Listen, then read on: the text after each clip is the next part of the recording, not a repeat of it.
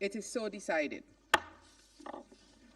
In accordance with Rule 39 of the Council's Provisional Rules of Procedure, I invite the following briefers to participate in this meeting. Ms. Rosemarie DiCarlo, Under Secretary General for Political and Peace-Building Affairs, and Mr. Rafael Mariano Grossi, the Director General of the International Agency for Atomic Energy. It is so decided. In accordance with Rule 39 of the Council's Provisional Rules of Procedure, I also invite His Excellency Mr. Stavros Lambrinidis, Head of the Delegation of the European Union to the United Nations, to participate in this meeting. It is so decided. The Security Council will now begin its consideration of item 2 of the agenda. I wish to warmly welcome the Secretary General, His Excellency Mr. Antonio Guterres, and I give him the floor. Madam President, allow me to make a brief introduction before the briefings of my colleagues. Excellencies, there are moments when the choices before us are not just consequential, they are defining. Moments when the direction taken will shape not only the fate of nations, but potentially our collective future. This is such a moment. To the parties to the conflict, the potential parties to the conflict, and to the Security Council as the representative of the international community, I have a simple and clear message. Give peace a chance. The confrontation between Israel and Iran is escalating rapidly with a terrible toll, killing and injuring civilians, devastating homes, neighborhoods, and civilian infrastructure, and attacking nuclear facilities. The world is watching with growing alarm. We are not drifting toward crisis. We are racing toward it. We are not witnessing isolated incidents. We are on course to potential chaos. The expansion of this conflict could ignite a fire that no one can control. We must not let that happen. Excellencies, it may be easy to list a range of problems that have impacted relations between Israel and Iran in the last decades. But the central question of this conflict is the nuclear question. Non-proliferation is a must for the safety and security of us all. The Non-Proliferation Treaty is a cornerstone of international security. Iran must respect it. And Iran has repeatedly stated that it is not seeking nuclear weapons. But let's recognize there is a trust gap. The only way to bridge that gap is through diplomacy to establish a credible, comprehensible, and verifiable solution, including full access to inspectors of the IAEA as the United Nations technical agency in this field. For all of that to be possible, I appeal for an end to the fighting and the return to serious negotiations. At this defining moment, I urge this Council to act with unity and urgency for dialogue. And I urge the international community to rally behind the sole path that can deliver lasting peace, diplomacy, grounded in international law, including the UN Charter. This is even more crucial given the unfolding horrors in Gaza. Excellencies, the only thing that is predictable is that the consequences of continuing this conflict are unpredictable. Let us not look back on this decisive moment with regret. Let us act responsibly and together to pull the region and our world back from the brink. Thank you.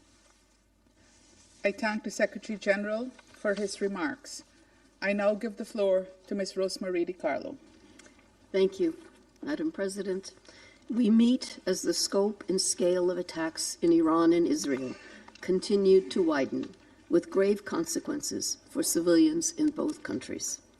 In Iran, Israel claims to have targeted over 100 military sites and nuclear facilities, including the Kermanshah missile base, the Natanz and Isfahan nuclear facilities, and the Kondab, former Iraq, heavy water reactor. At the same time, government buildings, homes, and residential neighborhoods, factories, hospitals, airports, and refineries have been stuck in and around Tehran, Isfahan, Tabriz, Avaz, and among many other cities. The bombing on 17 June of Iran's state-run television channel during a live broadcast marked a chilling moment. Residents of Tehran and other cities have received warnings to evacuate on more than one occasion. Iran has closed its airspace until further notice and has shut some border crossings. In Israel, residential neighborhoods and essential infrastructure have been hit throughout the country, notably in Tel Aviv, Haifa, Bat Yam, Dimona, Petah Tikva, and Eilat. Several civilian sites have been directly impacted by Iran's airstrikes, including the Weizmann Research Institute in Rehovot, the Bazan Petrochemical Complex in Haifa, and yesterday, the Soroka Medical Center in Beersheba. A state of national emergency remains in place, with severe restrictions on air travel. Several areas in the occupied West Bank have also been impacted, and checkpoints and road closures are impacting movement, especially for Palestinians. Throughout the region, airspace remains severely constrained by these exchanges, not only within Iran and Israel, but also throughout Syria, Jordan, Lebanon, Iraq, and beyond. The intensifying cycle of attacks and counterattacks has resulted in hundreds of civilian casualties, including fatalities in both Iran and Israel. According to Iran's Ministry of Health, as of 19 June, 224 people had been killed, and more than 2,500 others injured in Israeli strikes across Iran. The health ministry added that 90% of the victims were civilians. Other estimates, based on local non-governmental organizations and human rights groups, suggest the death toll is at least double the official figure. In addition, there have been over 20 high-ranking Iranian military leaders killed, notably the Commander and Chief of Staff of the Iranian Armed Forces, the IRGC Commander-in-Chief, and IRGC Intelligence Chief, as well as several nuclear scientists. We've also received reports of significant displacement out of Tehran, a city of over 12 million residents, resulting in massive traffic jams. Fuel shortages are leading to long queues at patrol stations, sometimes for over 5 hours, further hampering movement. And still, many remain trapped in their homes in Tehran with nowhere to flee. In the absence of bomb shelters on air raid sirens in the city and widespread internet blackouts, further strikes are bound to harm more civilians. In Israel, the Office of the Prime Minister stated that, as of 19 June, Iran's strikes have killed 24 people and injured 915 others, the vast majority civilians. The strikes have also damaged homes, leading to the displacement of Israelis. Madam President, we are teetering on the edge of a full-blown conflict and a humanitarian crisis. International humanitarian law must be respected, including the principles of distinction, proportionality, and precaution in attack. Attacks directed against civilians and civilian objects and indiscriminate attacks are strictly prohibited. Medical personnel and medical facilities, including hospitals, must be respected and protected. We are witnessing in real time the impact of the conflict regionally, with missile launches by the Houthis in Yemen toward Israel and heightened tensions involving armed groups in Iraq. With each passing day of fighting, the danger, particularly for civilians, grows. Interceptions and explosives falling short have been reported over Lebanon, Jordan, Iraq, and Syria, sending debris into populated areas, sowing fear and uncertainty. Any further expansion of the conflict could have enormous consequences for the region and for international peace and security at large. The fallout of the conflict is also economic. We cannot discount the global impact of a potential disruption of trade through the Strait of Hormuz, described by the World Bank as the world's most critical oil passageway. Trade through this vital route has already fallen by 15% amid heightened tensions starting in late 2023. Madam President, International Atomic Energy Agency Director General Grossi will address this council shortly. Allow me at this juncture to express our appreciation to the IAEA and its staff still on the ground in Iran. We also convey our deepest gratitude to our colleagues who have continued to stay and deliver. At the center of the ongoing conflict are concerns about Iran's nuclear program. As the Secretary General has stated, the best way to address these concerns is through dialogue leading to a negotiated solution. But the window to prevent a catastrophic escalation and achieve a peaceful resolution has not yet closed, as demonstrated by positive recent openings for diplomacy. We welcome in this regard the talks between the foreign ministers of France, Germany, the United Kingdom, and Iran in Geneva today.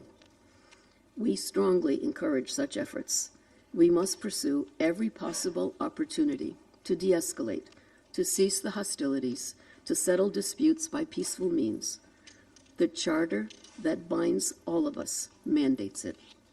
The imperative for diplomacy has seldom been greater. Thank you, Madam President. I thank Ms. Di Carlo for her briefing, and I now give the floor to Mr. Rafael Mariano Grossi.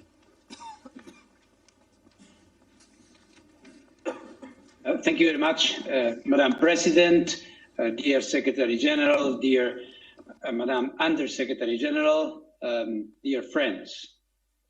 Attacks on nuclear sites in the Islamic Republic of Iran have caused a sharp degradation in nuclear safety and security in Iran. Though they have not so far led to a radiological release affecting the public, there is a danger this could occur. The IAEA has been monitoring closely the situation at Iran's nuclear sites since Israel began its attacks a week ago. As part of its mission, the IAEA is the global nerve center for information on nuclear and radiological safety, and we can respond to any nuclear or radiological emergency. Based on information available to the IAEA, the following is the current situation at Iran's nuclear sites, which I offer as a follow-up to my most recent report to this Security Council. The Natanz enrichment site contains two facilities. The first is the main fuel enrichment plant. The initial attacks on the 13th of June targeted and destroyed electricity infrastructure at the facility, including an electrical substation, the main electric power supply building, an emergency power supply, and backup generators. On the same day, the main cascade hall appears to have been attacked using ground-penetrating munitions. Second facility at Natanz is the pilot fuel enrichment plant. It consists of above-ground and underground cascade halls. On the 13th of June, the above-ground part was functionally destroyed, and the strikes on the underground cascade halls were seriously damaging. The level of radioactivity outside the Natanz site has remained unchanged and at normal levels, indicating no external radiological impact on the population or the environment there. However, within the Natanz facility, there is both radiological and chemical contamination. It is possible that uranium isotopes contained in uranium hexafluoride, uranyl fluoride and hydrogen fluoride are dispersed inside the facility. The radiation, primarily consisting of alpha particles, poses a significant danger if inhaled or digested. This risk can be effectively managed with appropriate protective measures, such as using respiratory devices. The main concern inside the facility is chemical toxicity. Fordow is Iran's main enrichment location for enriching uranium at 60%. The agency is not aware of any damage at Fordow at this time. At the Esfahan nuclear site, 4 buildings were damaged in last Friday's attack. The Central Chemical Laboratory, a uranium conversion plant, the Tehran reactor fuel manufacturing plant, and the enriched uranium metal processing facility, which was under construction. No increase of off-site radiation levels was reported. In Natanz, the main concern here is chemical toxicity. The Kondab heavy water research reactor under construction in Arak was hit on the 19th of June. As the reactor was not operational and it did not contain any nuclear material, no radiological consequence is expected. The nearby heavy water production plant is also assessed to have been hit. And similarly, no radiological consequence is expected. As stated in the IEA's update of 18th June, at the Tehran Research Center, 1 building where advanced centrifuge rotors were manufactured and tested was hit. At the Karaj workshop, 2 buildings where different centrifuge components were manufactured were destroyed. There was no radiological impact internally or externally. Let me now refer to the Bushehr nuclear power plant. This is the nuclear site in Iran where the consequences of an attack could be most serious. It is an operating nuclear power plant, and as such, it hosts thousands of kilograms of nuclear material. Countries of the region have reached out directly to me over the past few hours to express their concerns, and I want to make it absolutely and completely clear. In case of an attack on the Bushehr nuclear power plant, a direct hit would result in a very high release of radioactivity to the environment. Similarly, a hit that disabled the only 2 lines supplying electrical power to the plant could cause its reactor's core to melt, which could result in a high release of radioactivity to the environment. In the worst case, both scenarios would necessitate protective actions, such as evacuations and sheltering of the population, or the need to take stable iodine with a reach extending to distances from a few to several hundred kilometers. Radiation monitoring would need to cover distances of several hundred kilometers, and food restrictions may need to be implemented. Any action against the Tehran nuclear research reactor could also have severe consequences, potentially for large areas of the city of Tehran and its inhabitants. In such a case, protective actions would need to be taken. I continue to provide public updates about the developments at all these sites and their possible health and environmental consequences.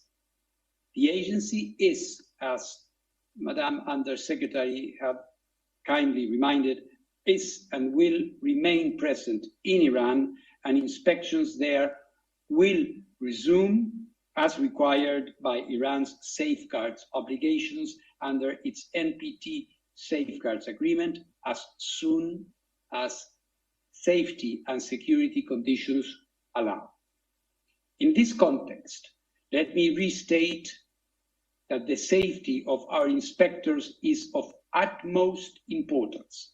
The host country has a responsibility in this regard, and we expect every effort to be made to ensure that their security and their communication lines with the IAEA headquarters will be maintained. As stated in my most recent report to the agency's Board of Governors and based on inspections conducted at the relevant facilities since then, Iran's uranium stockpiles remain under safeguards in accordance with Iran's Comprehensive Safeguards Agreement. You may recall that more than 400 kilograms of this stockpile is uranium enriched up to 60% of uranium-235.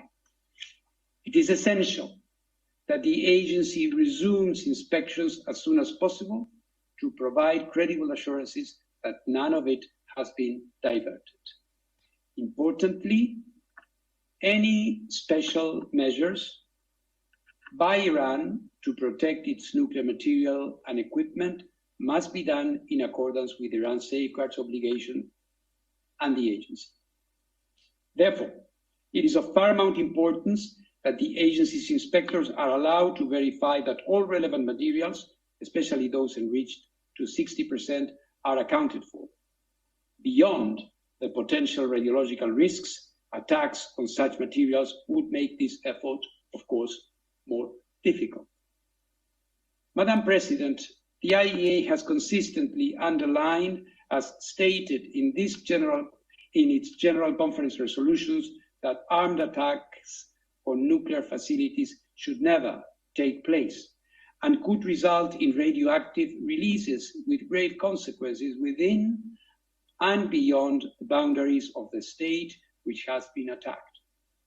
I therefore, again, call on maximum restraint. Military escalation threatens lives and delays indispensable work towards a diplomatic solution for the long-term assurance that Iran does not acquire a nuclear weapon. Madam President, the presence, support, analysis and inspections of technical experts are crucial to mitigating risks to nuclear safety and security. That is true during peacetime and even more so during military conflict.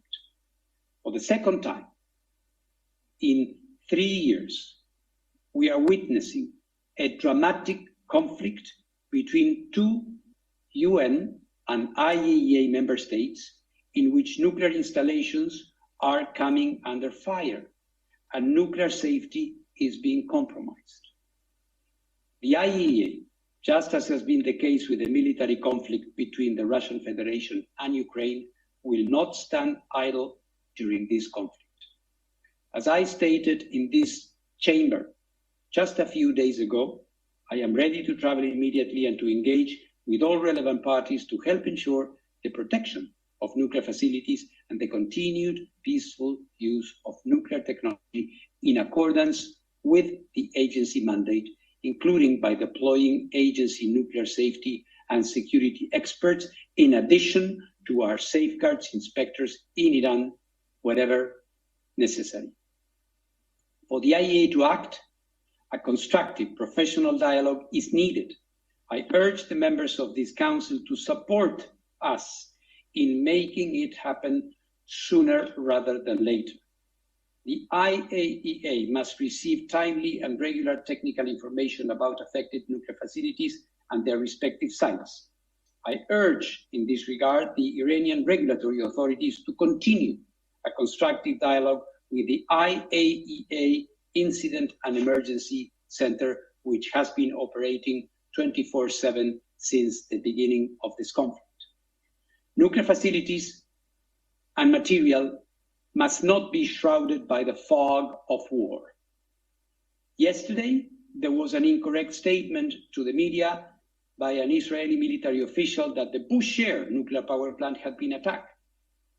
Though the mistake was quickly identified and the statement retracted, the situation underscored the vital need for clear and accurate communication, and the agency's unique role in providing it in a technically accurate and politically impartial way is obvious.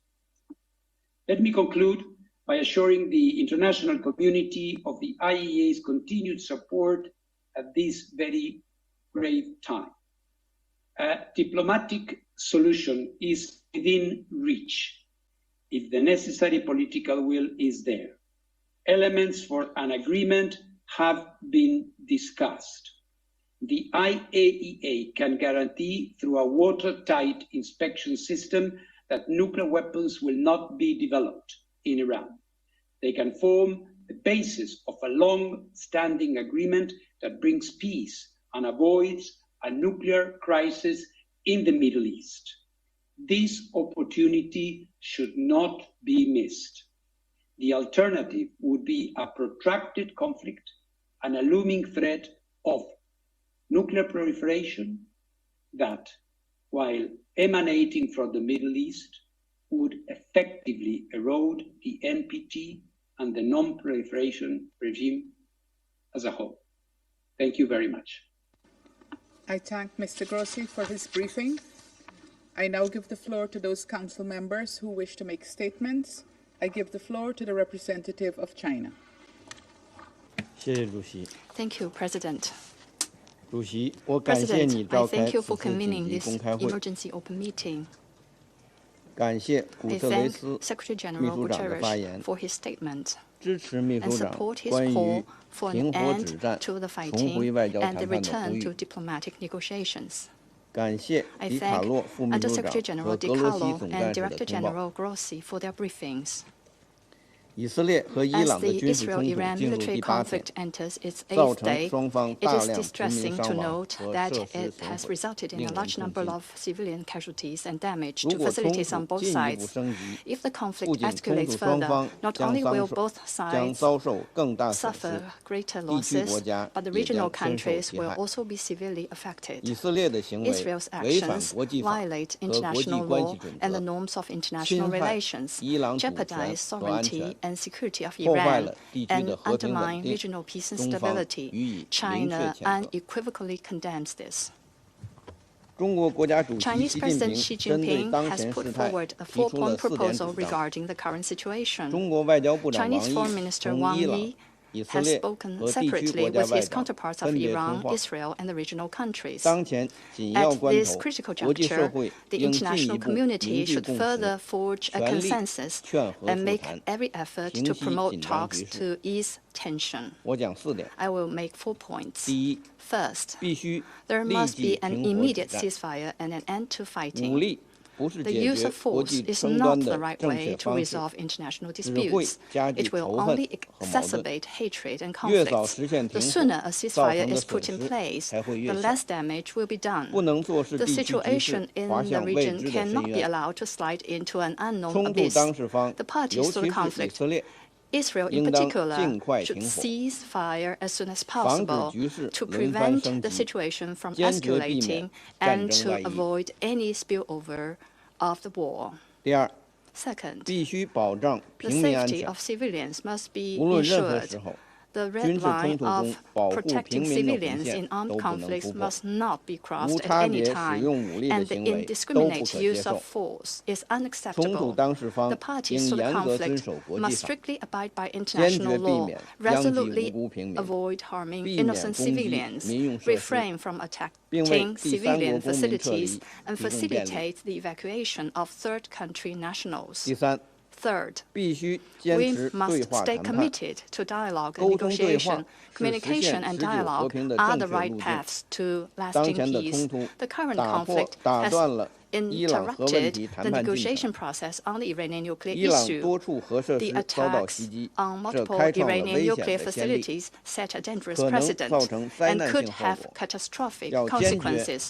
We must 要 not 坚定政治解决伊朗核问 We 题大方向 must 不 not 动摇， waver in the 坚 general 持通 direction 过 of a 对话 political 谈判 settlement to the 推 Iranian 动伊 nuclear 朗核 issue, 问题 and we must 重回 persist 政治 in 解决轨 returning the 道。 Iranian nuclear issue to 中 the 方 track 欢 of a 迎 political 英国、 solution 法 through 国、 dialogue 德国 and 外长、 negotiation. 欧盟 China 外交 welcomes the 与安 talk 全 in 事务高 Geneva 级代 among 表 foreign 同 ministers 伊 of 朗外 UK, 长 France, 在日内 Germany, 瓦 and the 正 High 在举行的 Representative 会 of 谈。 EU for Foreign Affairs and Security Policy and the Foreign Minister of Iran.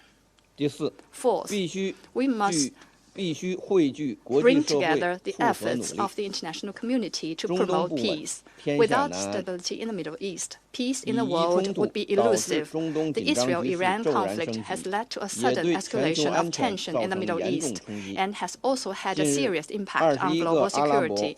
伊斯兰 Recently, 国家 21 发表外 Arab 长联 and 合声明， Islamic 共 countries 同 issued 呼 a 吁 joint 停火 statement 止 of 战， foreign ministers 重启 calling 伊 for 朗 a 核问题 ceasefire, 谈判， resuming talks on 维 the 护 Iranian 地 nuclear 区持久 issue, 和 and 平。 maintaining 中 lasting 方 peace 对 in the 此完 region, 全支持。 which China fully supports. 国际社会， The 特 international 别是对 community, 冲突当事 especially 方 major 有特 countries 殊影 with 响力的 special 大国， influence on the 要 parties 为 to the 推动 conflict, 局势降 should 温 make 做出努 efforts 力， to cool 而 down 不 the 是相反。 situation rather than the opposite. 安理会 The 作 Security 为维 Council, 护 as 国 the 际和平 primary 与安 body 全的首要机 responsible 构， for maintaining 应 international 当为 peace and 此发挥 security, 更大作 should 用。 play a greater 我 role 们 in 支 this 持安 regard. 理会 We 及 support 时 the 采取 Council 必要 in 行动。 taking necessary actions in a timely fashion. 中方愿继续 China 同 stands 各方 ready to 加强 continue 沟 to 通协 strengthen 调， communication and 凝聚 coordination 合 with 力， all relevant 主持 parties, 公道， build 为恢 synergies, 复中 uphold 东地区 justice, 和平 and 发 play 挥 a 建设性 constructive 作 role 用。 in 谢谢 restoring 主 peace 席。 in the Middle East. Thank you, President. I thank the representative of China for his statement, and I give the floor now to the representative of Pakistan. Thank you, Madam President. I would like to thank Secretary General Guterres for his presence and thoughtful and compelling remarks. Secretary General, you spoke about a defining moment and our collective future, as well as collective responsibility. And we fully agree with you and your call to give peace a chance. And in that context, your appeal to end the fighting and return to negotiations. I'm also thankful to Undersecretary General Di Carlo for her complimentary briefing, as well as the briefing by Director General Grossi. We note in particular his view that diplomatic solution is within reach with necessary political will. Madam President, last Friday, the Council had an emergency session in the wake of Israel's military strikes, violating the sovereignty and territorial integrity of Iran in flagrant violation and contravention of the UN Charter and fundamental principles of international law. 1 week later, as a result of such irresponsible behavior, the situation has only exacerbated, with grave implications for regional and international peace and security. Pakistan strongly condemns the unjustified and illegitimate aggression by Israel. We stand in solidarity with the people of Iran. We unequivocally denounce the blatant attacks and military strikes carried out by Israel, which constitute a grave danger and a serious threat to the peace, security, and stability of the entire region and beyond, with serious implications. We offer our sincere condolences and sympathies to the brotherly people of Iran on the loss of life as a result of these unprovoked attacks. The ensuing humanitarian crisis and civilian toll on both sides is also deplorable. International humanitarian law must be complied by all sides. The attacks against nuclear facilities for peaceful purposes are deeply troubling. Such attacks contravene international law, the Charter of the UN, Statute of the IAEA, and relevant IAEA General Conference resolutions on the issue. It is the responsibility of the IAEA to clearly pronounce its legal position with regard to such attacks, as well as to report it to the Board of Governors and to the Security Council about the legal safeguards, safety and security implications of such attacks. The agency should fulfill that responsibility. Madam President, the latest crisis has aggravated the existing tensions in the region, arising from Israel's continuing ruthless assault on Gaza that has resulted in an unprecedented humanitarian catastrophe for the innocent Palestinians, as well as its recurring violations of international law in Syria, Lebanon, and Yemen. The Security Council bears primary responsibility to immediately stop this wanton aggression and hold the aggressor accountable for its actions. The Security Council must fulfill its duty and affirm the following. First, categorical rejection and condemnation of Israel's attacks on the Islamic Republic of Iran since 13th of June and all actions that contravene international law and the purposes and principles of the Charter of the United Nations. Second, play its due role to end the hostilities and promote de-escalation for achieving a comprehensive ceasefire before the situation spirals out of control and threatens the peace and stability of the entire region. Third, clear denunciation of the targeting of IAEA safeguarded nuclear facilities against the provisions of international law and the UN Charter as reflected in the UN Security Council resolutions, IAEA resolutions, and international humanitarian law, including the Geneva Conventions. The Security Council must implement its own resolution 487. Fourth, call for dialogue and diplomacy to promote a peaceful and lasting resolution of the crisis. Diplomacy must be given a chance. Madam President, regrettably, Israeli unlawful strikes against Iran came at the time of intense diplomatic engagement on Iran's nuclear issue. These illegal actions must not be allowed to scuttle that dialogue.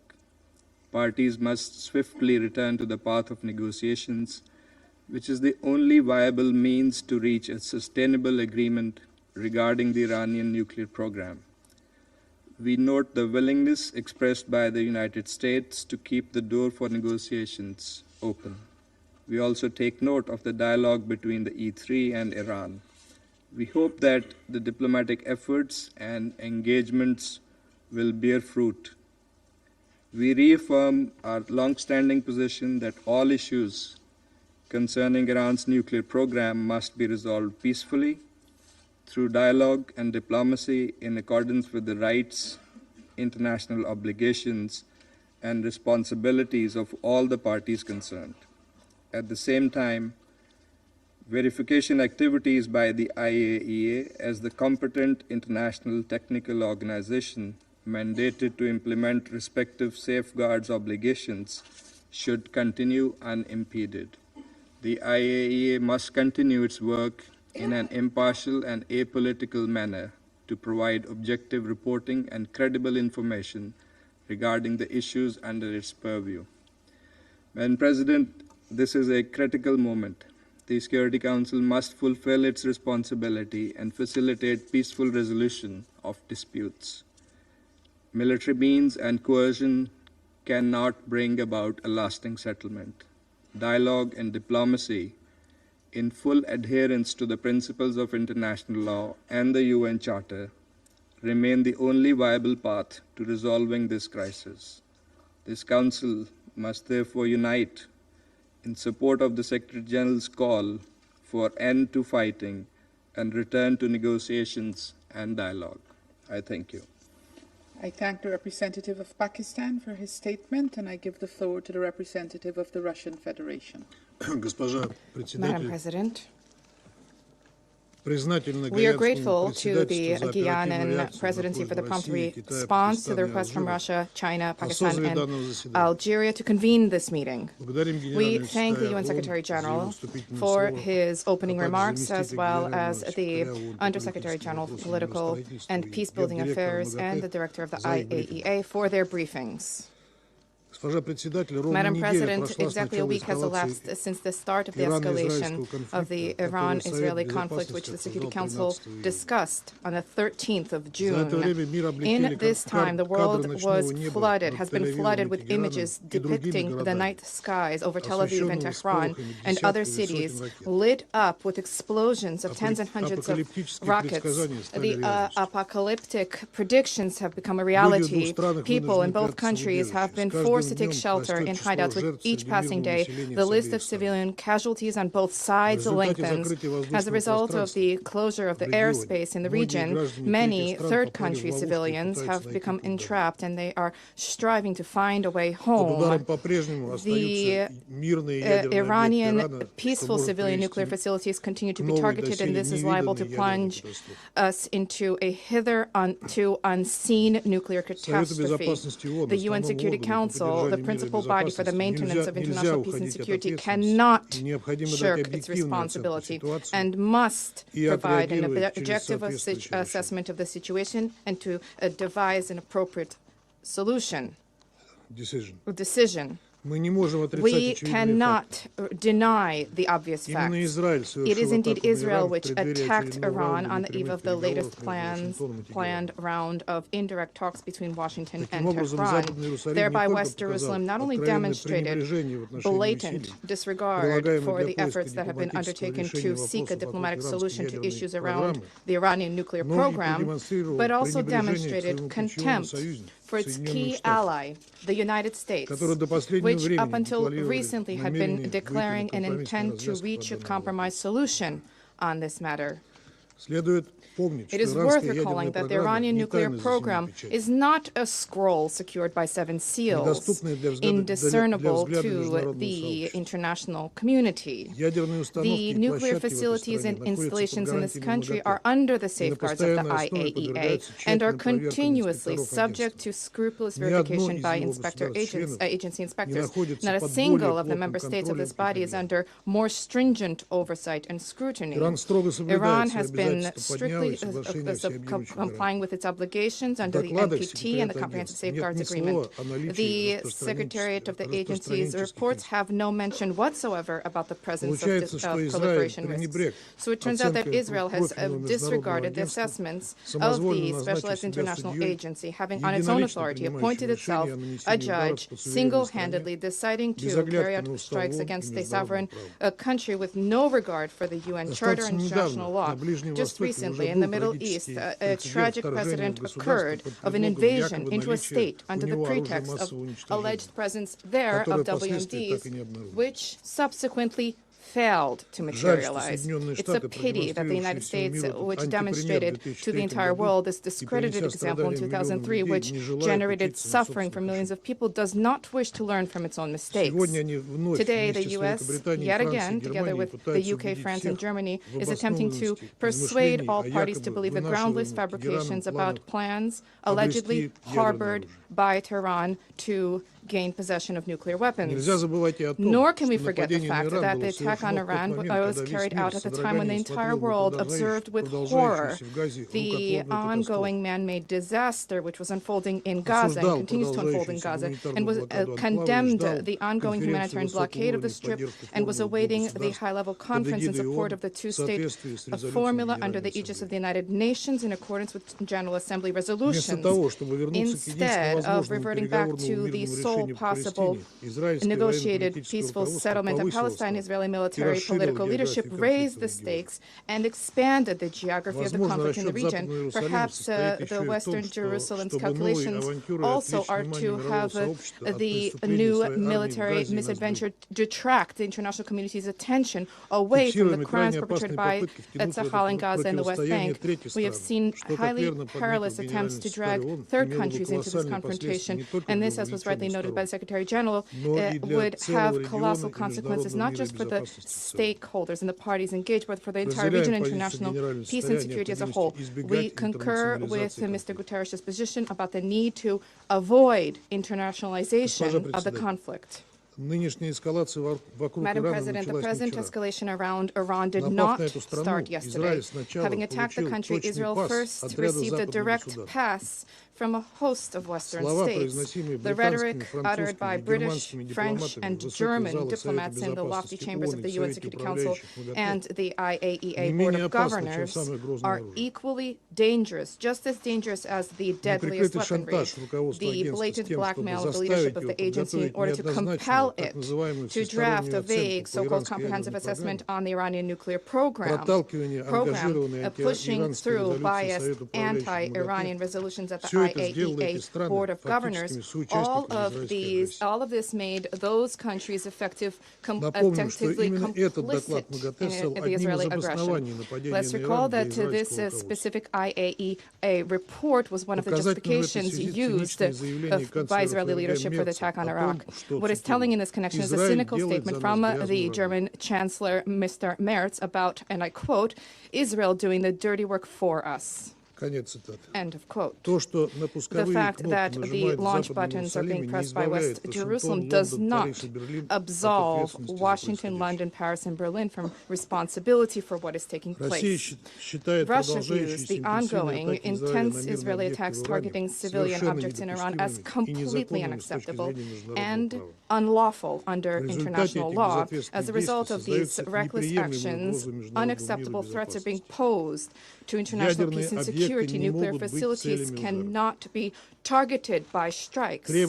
We demand that West Jerusalem immediately cease attacks and raids on Iran, first and foremost the nuclear facilities which are under the protection of the IAEA. We expect that the agency leadership will draft in short order a detailed written report in response to the reports for consideration of the IAEA Board of Governors and the Security Council with a frank assessment of the damage sustained by Iran's nuclear and energy facilities, as well as the safeguards application in that country, including in the context of the presence of inspectors there, inspectors whose lives were under imminent threat. We take note of the clear Iranian statements about its steadfast commitment to obligations under the NPT and a willingness to resume contact with Washington to forge possible solutions that dispel all baseless suspicions and biases vis-à-vis Tehran's nuclear program under the condition that Israeli attacks cease. We support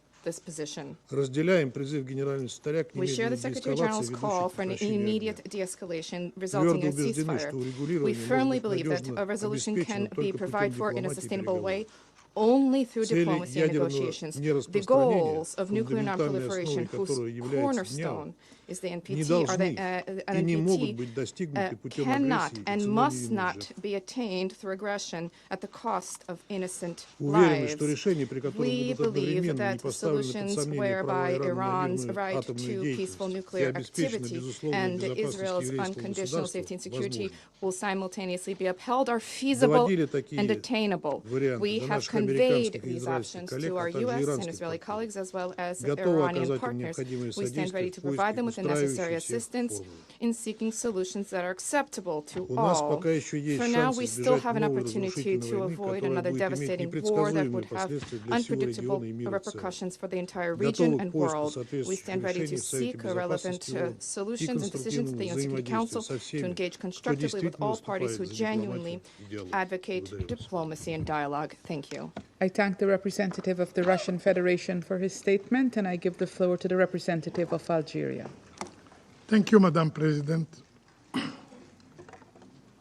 First, I wish to express our appreciation to you for convening this urgent meeting, the second within a week, which underscores the seriousness of the situation before us.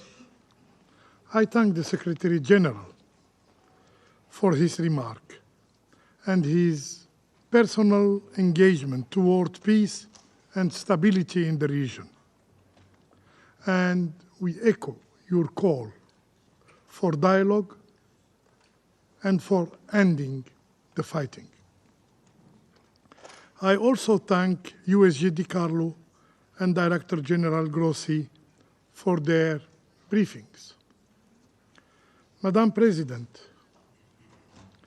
Israel's attack against Iran is an unprovoked and unjustified act. It constitutes a flagrant violation of the Charter of the United Nations. This is an attack on nuclear facilities under IAEA safeguard. If these guarantees, and even the presence on the ground of international inspectors cannot guarantee the protection of such installations, then the credibility of the entire nuclear non-proliferation regime is called into question. If those entrusted with upholding this regime are unable or unwilling to condemn and denounce such violations, they must ask themselves, what is their purpose? And are they truly fulfilling their responsibilities? We must resist any attempt to justify what in essence is an act of aggression against a sovereign member state of the United Nations. Any misleading narrative is unacceptable. As Director General Grossi stated in an interview with CNN, we, the IAEA, did not have any proof of a systematic effort to move into a nuclear weapon. End of quote. These words merit our full attention. Madam President, it is imperative that everyone returns to a path of reason. Negotiation between the E3, the European three, and Iran. Negotiation between US and Iran with the facilitation of Oman remain a viable and a constructive option available for diplomacy. Algeria has always believed in the power of dialogue, and we echo the call of the Secretary General in this regard. Even in time of heightening tension, mediation and Charter's principle remain our unique, viable tools. Let me quote the Charter. All members shall settle their international dispute by peaceful means. End of quote. Madam President, international humanitarian law is clear. Nuclear power plant enjoy specific protection and shall not be made the object of attack. Attacks against such facilities are prohibited.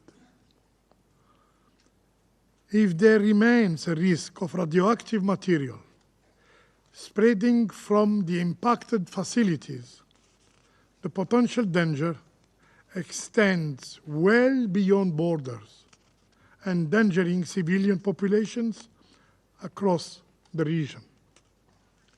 For my country, Algeria, there can be no double standard, no double standards when it comes to respecting international humanitarian law. Civilian and civilian infrastructure must be protected everywhere and under all circumstances.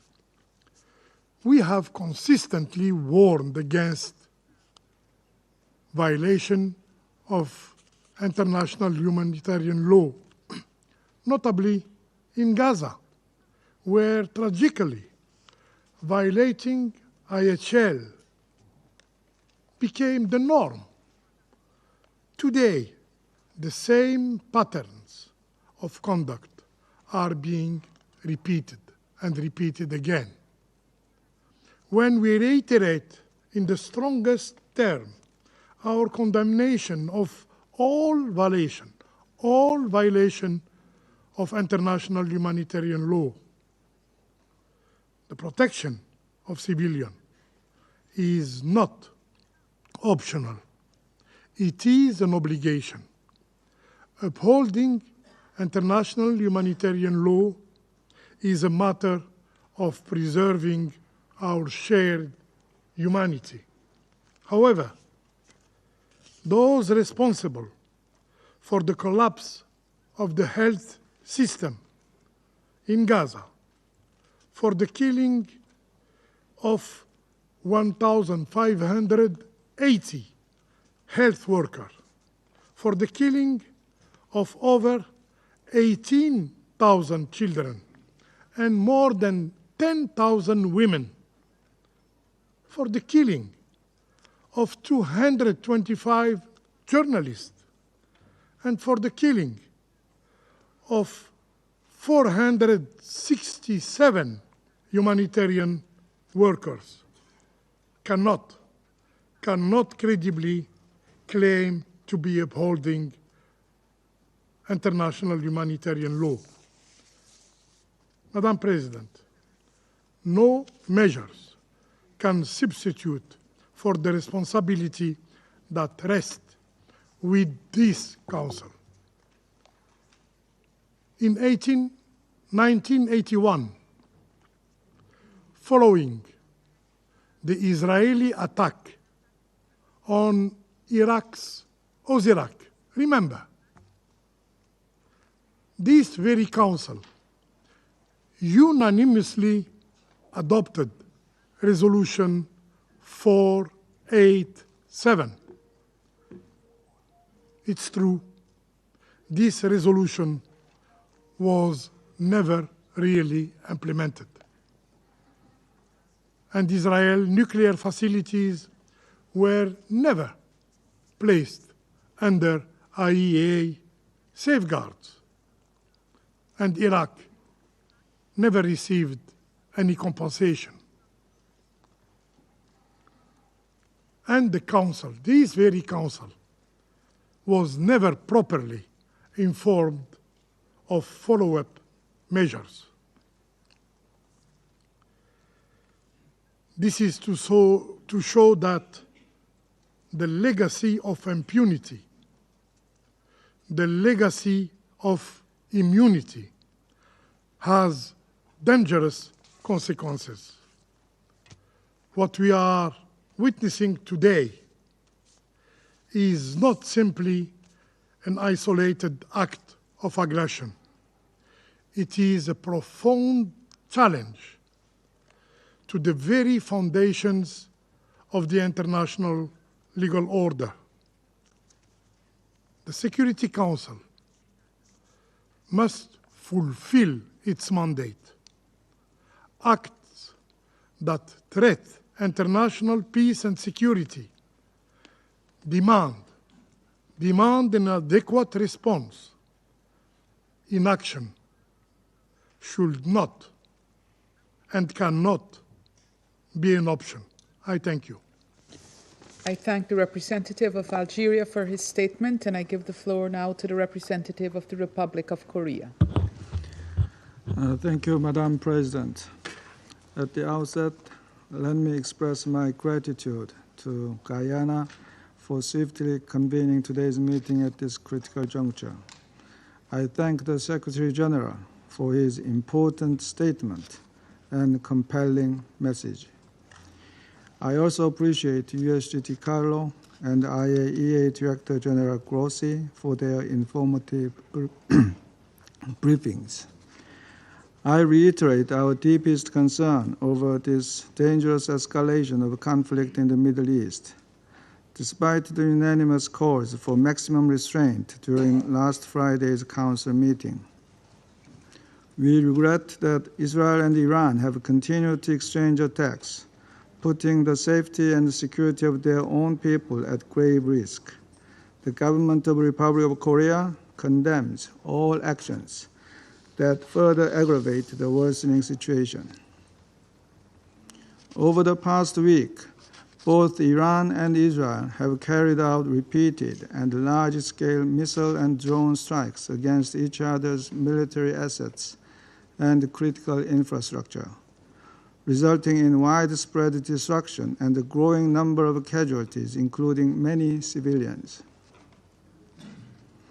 Should this vicious cycle of mutual retaliation persist, not only the peoples of Iran and Israel, but also millions in neighboring states and beyond could face intensifying threats to their safety and livelihoods. The region's instability is also generating negative impacts on maritime security, as well as on global energy markets and supply chains, risking the economic security of the whole world. Madam President, in recent days, we have repeatedly heard the positions of both sides. What is important, however, is that all member states should respect the international law and the UN Charter, uphold the global non-proliferation regime, and work towards the promotion of international peace and stability. This is precisely the core mandate of the Security Council and the very reason we have reconvened here today. As repeatedly voiced in this chamber, the protection of civilians in armed conflicts is not optional. This is a legal obligation and a moral imperative we cannot afford to neglect. The indiscriminate use of explosive weapons in populated areas and on civilian facilities, including hospitals, must cease immediately. In addition, we reiterate concerns that attacks on nuclear facilities can have serious implications for nuclear safety, security, and safeguards. In this regard, we commend the IAEA's prompt establishment of a task force and continued reporting on the management of affected facilities. Appropriate assessments by the IAEA of potential risks, such as radioactive releases from further possible attacks on nuclear facilities, would be highly welcomed. Madam President, as a country that has long faced mounting nuclear and missile threats from its neighbor, the Republic of Korea does not view this situation as a distant issue confined to the Middle East. The international community remains unconvinced of the exclusively peaceful nature of Iran's nuclear program, and this issue should be clearly addressed. We must take the grave consequences of potential nuclear proliferation seriously. At the same time, we should recognize that military measures cannot be the ultimate solution to addressing proliferation concerns or securing long-term peace and security anywhere in the world. How Iran's nuclear issue is resolved carries significant implications for us all. We take note that the key parties have publicly maintained that they remain open to diplomacy. We sincerely hope that the talks among the foreign ministers of the United Kingdom, France, Germany, and Iran in Geneva today will achieve a timely outcome to navigate through this precarious situation and open another window for diplomacy. The Republic of Korea implores all parties to exercise both wisdom and determination to urgently resolve these immensely tough challenges. Thank you. I thank the representative of the Republic of Korea for his statement, and I give the floor to the representative of the United States. Thank you, Madam President. And thank you, Secretary General, for your introductory remarks. and Undersecretary General Rosemary DiCarlo and Director General Rafael Grossi for your briefings. DG Grossi, we commend the IAEA team for their professionalism in implementing the agency's critical responsibilities, especially during this complex and evolving situation. Colleagues, we meet at a decisive moment in the Middle East, convening amid an intensifying conflict between Israel and Iran. It is not too late for the government of Iran to do the right thing. President Trump has been clear in recent days that Iran's leadership must completely abandon its nuclear enrichment program and all aspirations of acquiring a nuclear weapon. The Iranian government has long posed a constant menace to the peace and security of its neighbors and the entire world, which this council is charged to maintain. The Iranian government has repeatedly called for Israel's destruction and for, and I quote, death to America. They have launched direct and proxy attacks on Israeli civilians, including most recently on southern Israel's largest hospital, and just recently, in the last couple hours, on Haifa. Israel's government has also spread chaos, terror, and suffering throughout the region. Iran's government has also spread chaos, terror, and suffering throughout the region. Let us not forget that the Iranian government was an enabling and ideological material force behind Hamas's deadly assault on Israel in October 2023. And it twice attacked Israel last year with hundreds of ballistic missiles. The Iranian government also encouraged its terrorist proxy, Hezbollah, to open a northern front from Lebanon and enabled Houthi rebels in Yemen to become a menace to global trade and freedom of navigation, and to launch long-range missiles endangering civilians in Israel. In January 2024, a drone attack from an Iran-backed terrorist group on a U.S. military facility in Jordan killed 3 American service members. Enough is enough. President, as the leaders from the Group of 7 stated earlier this week, Iran is the principal source of instability and terror in the Middle East. The G7 also reaffirmed the right of Israel to defend itself. While the United States was not involved in Israel's strikes, let there be no doubt that the United States continues to stand with Israel and supports its actions against Iran's nuclear ambitions. Iran's leaders could have avoided this conflict had they agreed to a deal that would have prevented them from ever obtaining a nuclear weapon. But they refused to do so, choosing instead to delay and deny. We can no longer ignore that Iran has all that it needs to achieve a nuclear weapon. All it needs is a decision from their supreme leader. That is unacceptable, and this council must urge them to change course. The government of Iran has nothing to gain by escalating their rhetoric toward the IAEA, launching missiles at civilians, threatening neighbors, or pursuing nuclear weapons. For too long, they have prioritized terrorism and their nuclear program above the well-being of their own people. Their resulting weakness is now on full display for the entire world. The Iranian government must abandon its nuclear ambitions so that there is no more destruction. Choose instead prosperity for their people. Thank you, Madam President. I thank the representative of the United States for her statement, and I give the floor to the representative of Panama.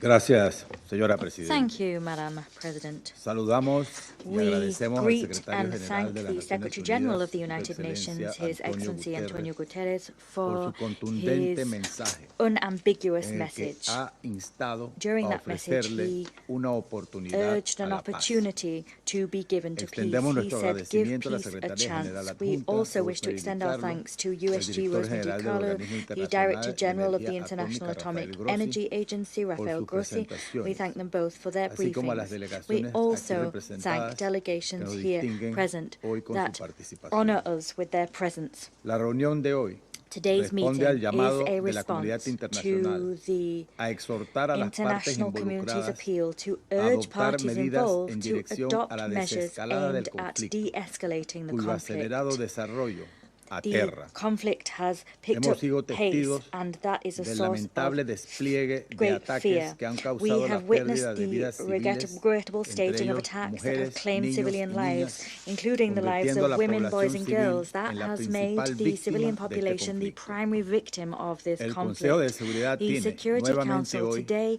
once el deber de again, encontrar has the mecanismos duty a to través del find mechanisms multilateralismo through para construir multilateralism una to solución a craft a este solution asunto, to this como se matter. logró hace una It década did just that con la successfully a implementación decade de la ago with Resolución the implementation 2231. of Resolution Durante los últimos 2231. meses In recent hemos podido months, we observar have seen cómo se desarrollaron numerosas several rondas de rounds of negociaciones negotiations que take tenían place. como The objetivo goal of these encontrar una negotiations solución was to diplomática find a al diplomatic programa solution nuclear de to Irán. Iran's nuclear Tal como program. lo ha señalado el As secretario was general, indicated by la the Secretary diplomacia, General, las diplomacy, negociaciones y el negotiations, diálogo and dialogue son las are únicas the vías only para ways alcanzar to achieve soluciones, solutions. por lo que instamos a Consequently, todas las we partes urge all a atender parties su to mensaje heed para that retomar un proceso message de from the Secretary negociación General genuino and que resume a permita genuine avanzar process of hacia un acuerdo negotiation de that will make it conformidad con possible las to normas move del derecho towards an internacional. agreement which No is in existen accordance with the norms of negociaciones international ni law. acuerdos There perfectos, are no perfect pero es a agreements través or del diálogo negotiations. They serio don't y exist. constructivo Nevertheless, it is y through del serious, compromiso constructive de que dialogue se pueden lograr and avances through commitment significativos that hacia significant soluciones progress can justas be y made towards sostenibles. just and lasting solutions. Asimismo, Moreover, reafirmamos we la reaffirm misión del the Organismo mandate Internacional de of the Energía International Atómica Atomic Energy como el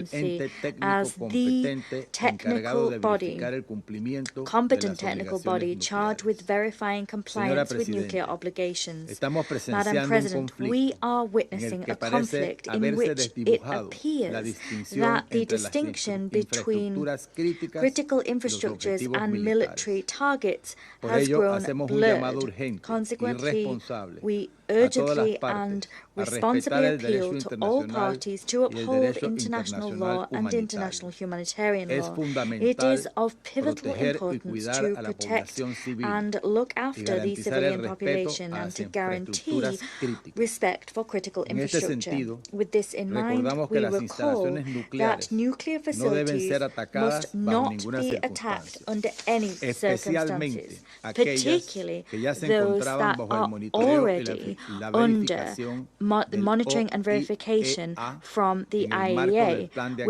within the Integral framework Conjunto. of the Joint No Comprehensive podemos Plan of permitir Action. que We este tipo de cannot acciones allow acts se of vuelvan this kind to aceptables become dentro de las normas acceptable internacionales. within international law. Los riesgos para la población The civil risks to the civilian son population demasiado are altos, too great ya que un incidente because an de esta incident naturaleza of this kind podría provocar could la liberación de cause the material release of radiactivo radioactive material, con and that consecuencias would have graves grave por contaminación consequences radiológica for in para la terms of población, radiological para el medio contamination. ambiente That would be y a tener risk un to impacto people and the regional sin environment and would have an precedentes. En unprecedented este momento regional crítico, impact. At this critical resulta juncture, fundamental it is vital que este that Consejo this actúe con Council take firmeza y resolute, coherencia, coherent de action, manera que su acción such se as to traduzca en ensure that credibilidad its que action garantice un creates cese credibility, inmediato a which las in turn hostilidades guarantees y an el immediate pleno cessation respeto of a los hostilities and principios full del respect derecho for the principles of internacional. international law. Gracias, señora I thank Presidenta. you, Madam President. I thank the representative of Panama for his statement, and I give the floor now to the representative of Sierra Leone. Thank you, Madam President, and I thank you for convening this emergency meeting of the Security Council on the escalating conflict between Israel and Iran. We thank His Excellency Mr. Antonio Guterres, Secretary General of the United Nations, for his powerful reminder of this Council's responsibilities, as well as Mr. Rafael Grossi, Director General of the IAEA, and Ms. Rosemary DiCarlo, Under Secretary General for Political and Peacebuilding Affairs, for their timely and insightful briefings. This request for this meeting underscores the gravity of the recent regrettable developments, coupled with the expectation that the Council, indeed its members, will enable the Council to discharge its primary responsibility for the maintenance of international peace and security. We remain gravely alarmed by the ongoing military strikes by Israel against Iran, as well as the retaliatory strikes by Iran. These hostilities, which began on 13th June, have reportedly claimed the lives of senior Iranian officials, nuclear scientists, and civilians in both Israel and Iran, a toll we deeply find troubling. As we express grave concern regarding the attacks on Iran, we are equally disturbed by reports of strikes against or impacting civilian targets in Israel, including hospitals and emergency services, and in densely populated areas in clear violation of international humanitarian law. These hostilities have displaced families, damaged critical infrastructure, and disrupted essential services. Thousands face the urgent prospect of evacuation. Sierra Leone recalls the obligations of all parties under international humanitarian law, particularly the Fourth Geneva Convention, to protect civilians, medical personnel, and civilian objects at all times. We call for safe corridors for those seeking refuge, unimpeded humanitarian access, and close coordination with relief agencies to ensure the delivery of life-saving assistance. Swift humanitarian action is indispensable, yet it cannot substitute for political solution. The region needs restraint, responsibility, and credible diplomatic initiatives. Sierra Leone aligns itself with the Secretary General's appeal for the immediate de-escalation, renewed dialogue, and the exercise of maximum restraint. Statesmanship, not brinkmanship, is required. We are therefore heartened and fully welcome the meeting in Geneva today of the foreign ministers of the United Kingdom, France, and Germany, including the EU High Representative and the Iranian Foreign Minister, as part of efforts to ease this conflict. We believe this is a window of opportunity that clearly exists for genuine dialogue and peace to prevail. We recall the binding obligations under international humanitarian law. Article 56 of Additional Protocol 1 of the Geneva Conventions prohibits attacks on works and installations containing dangerous forces, including nuclear, electrical generating stations, if such attacks may cause the release of dangerous forces resulting in civilian losses. The IAEA has also consistently underscored that the safety and security of nuclear facilities must never be compromised by military action. The ongoing hostilities risk triggering a disaster of unimaginable scale. Any military action that endangers nuclear facilities risks severe humanitarian consequences, irreversible environmental harm, and further regional instability with global repercussions. We therefore emphasize the need to safeguard and allow the full and unhindered implementation of the Treaty on the Non-Proliferation of Nuclear Weapons, NPT, which remains the cornerstone of the global nuclear disarmament, non-proliferation, and peaceful uses regime. The current conflict underscores the fragility of the international nuclear order and the urgent necessity to preserve the integrity of the NPT process. We call upon all states to recommit to the NPT's objectives and to engage constructively in dialogue within its framework. Our Council has a duty to ensure that tensions do not derail the NPT's vital role in advancing peace and security.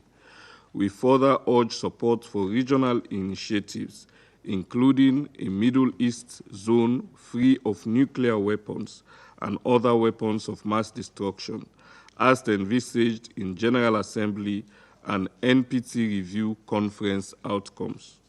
We endorse inclusive diplomatic tracks aimed at restoring structured negotiations on Iran's nuclear program, the JCPOA, and addressing broader regional security concerns, including maritime safety and missile proliferation. Previous agreements, though imperfect, show that sustained engagement grounded in international law and mutual respect remains the surest path toward durable peace. We also support the impartial technical work of the IAEA. Full cooperation by all states, including Iran, with its monitoring and verification mandate is essential to ensure transparency, build confidence, and prevent miscalculation. We commend Director General Grossi for sustaining engagement under challenging circumstances. In closing, Madam President, Sierra Leone recalls the principle of sovereign equality under Article 2.1 of the Charter and the duty of member states to settle disputes by peaceful means under Article 33. We highlight Article 25, obliging states to accept and carry out Council's decisions, and Article 103, which establishes the supremacy of Charter obligations. The Council must speak with one voice in upholding the law and encouraging peaceful settlement. We welcome constructive efforts by regional actors and partners committed to the Charter. We encourage states with influence over the parties to use that influence and support non-military solutions, reinforce respect for international law. The human cost, environmental damage, and blow to economic stability from further escalation would be immense and long-lasting. Finally, Sierra Leone urges all parties to pause, de-escalate, and recommit to diplomacy. The eyes of the world are upon us, and history will measure us by the choices we make. Restraint, dialogue, and adherence to the Charter remain the guiding principles for a safer and more secure world. I thank you. I thank the representative of Sierra Leone for his statement, and I give the floor now to the representative of France. Merci, Madame la Présidente. Thank you, Madam President. Madame la Présidente, nous avons écouté avec la plus grande attention Monsieur le Secrétaire Général, qui a rappelé avec force la gravité de la situation. Forcefully reminded us of the gravity of the current situation, and for this we thank him.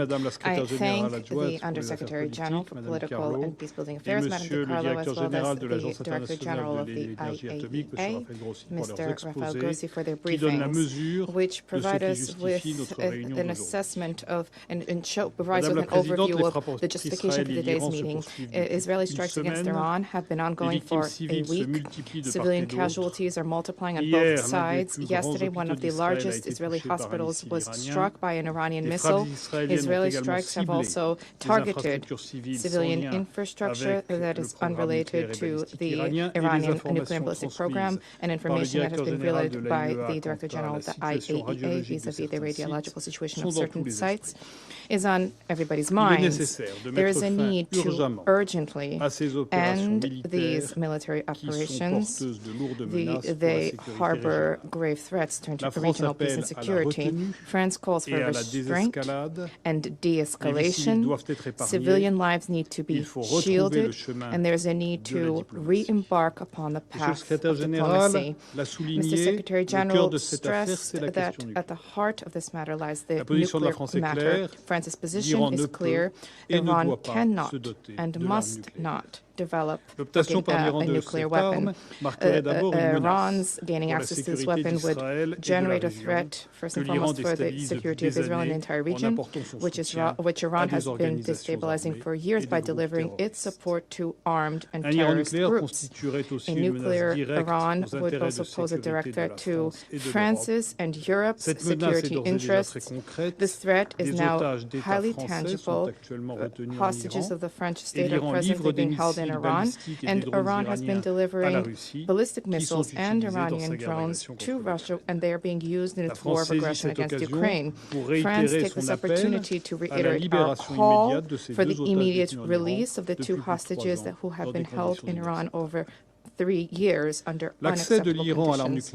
Iran gaining access to a nuclear weapon would represent an egregious violation of the Nuclear Non-Proliferation Treaty. This would result in a grave weakening of the international non-proliferation regime, of which the treaty is the cornerstone, and this would prompt other states to engage in an arms race in the region and beyond.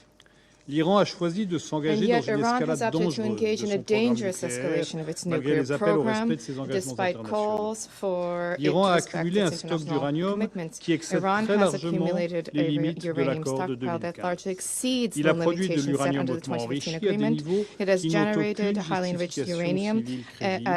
Il a installé des milliers de centrifugeuses avancées par rapport aux limites de l'accord de 2015, y compris sur des sites où de telles activités sont proscrites going beyond the limitations set out under the 2015 agreement, including sites where such activities are prohibited under the Iranian nuclear agreement and the JCPOA. The Director General of the IAEA, in a report published late May, stated that he is not in a position to guarantee the presence of the peaceful nature of the Iranian program. The Board of Governors of the IAEA observed in a resolution adopted on 12 June that Iran was failing to comply with obligations under the NPT. We are grateful to the IAEA for its unstinting efforts shouldering its oversight and inspection activities despite Iran's obstruction. We respect the ethic of impartiality, independence, and rigorous respect for treaties and their mandate, which the IAEA once again has demonstrated. The goal of the Council needs to be for Iran to resume cooperation with the IAEA, to revert back to compliance with international obligations. A decision by Iran to withdraw from the NPT would be an unprecedented escalation. However, our responsibility vis-à-vis the suffering civilian populations, our commitment to international law, and the memory of the recent crisis in the Middle East requires to act. There can be no military solution to the Iranian nuclear matter.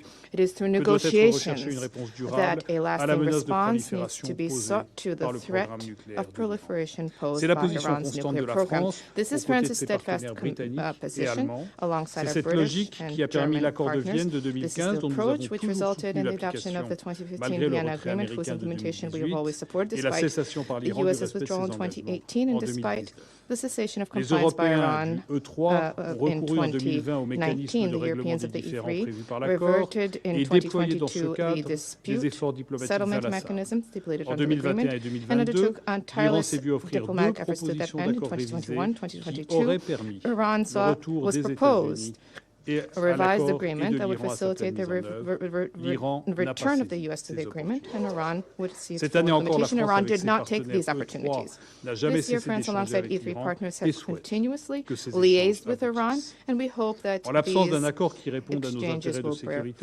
In the absence of agreement that reflects our security interests, France, alongside European partners of the E3, as was announced, will shoulder responsibility through the provisions set out under Resolution 2231 of the Security Council. France soundly calls upon Iran to finally take the chance, the opportunity of a negotiated diplomatic solution. There is still time. Today in Geneva, a meeting of the E3 ministers, of the High Representative of the EU and the Iranian counterpart is being held to that end. As time is ticking, France, together with close European partners, stands ready to immediately initiate diplomatic negotiations with Iran to ensure that Iran will never gain access to the nuclear weapon and to end this conflict. There's a need to reach agreement on a robust, verifiable, sustained agreement, which is critical to ensure the purely peaceful nature of the Iranian nuclear program. Clear and concrete and tangible commitments need to be shouldered now by Iran to demonstrate to the international community that Tehran hopes to engage upon this path and for rapid results to be achieved. Thank you. I thank the representative of France for his statement, and I give the floor now to the representative of the United Kingdom. Thank you, President. And I start by thanking the Secretary-General Under Secretary General De Carlo and Director General Grossi for your clear and sober briefings. The UK reiterates its full support for the vital work of the IAEA. We thank the IAEA Director General and his staff for their continued professionalism, diligence and courage in these complex circumstances. President, first, the United Kingdom is deeply concerned by the sharp escalation we've witnessed between Israel and Iran over the past week. This is a dangerous moment for the entire region, and further escalation is in no one's interest. Civilians must never be targeted, and we deplore the loss of civilian life and offer our condolences. All parties must protect civilians and civilian infrastructure in line with international humanitarian law. Restraint is vital to protect further regional escalation and loss of life. The United Kingdom supports Israel's need to protect its security and people.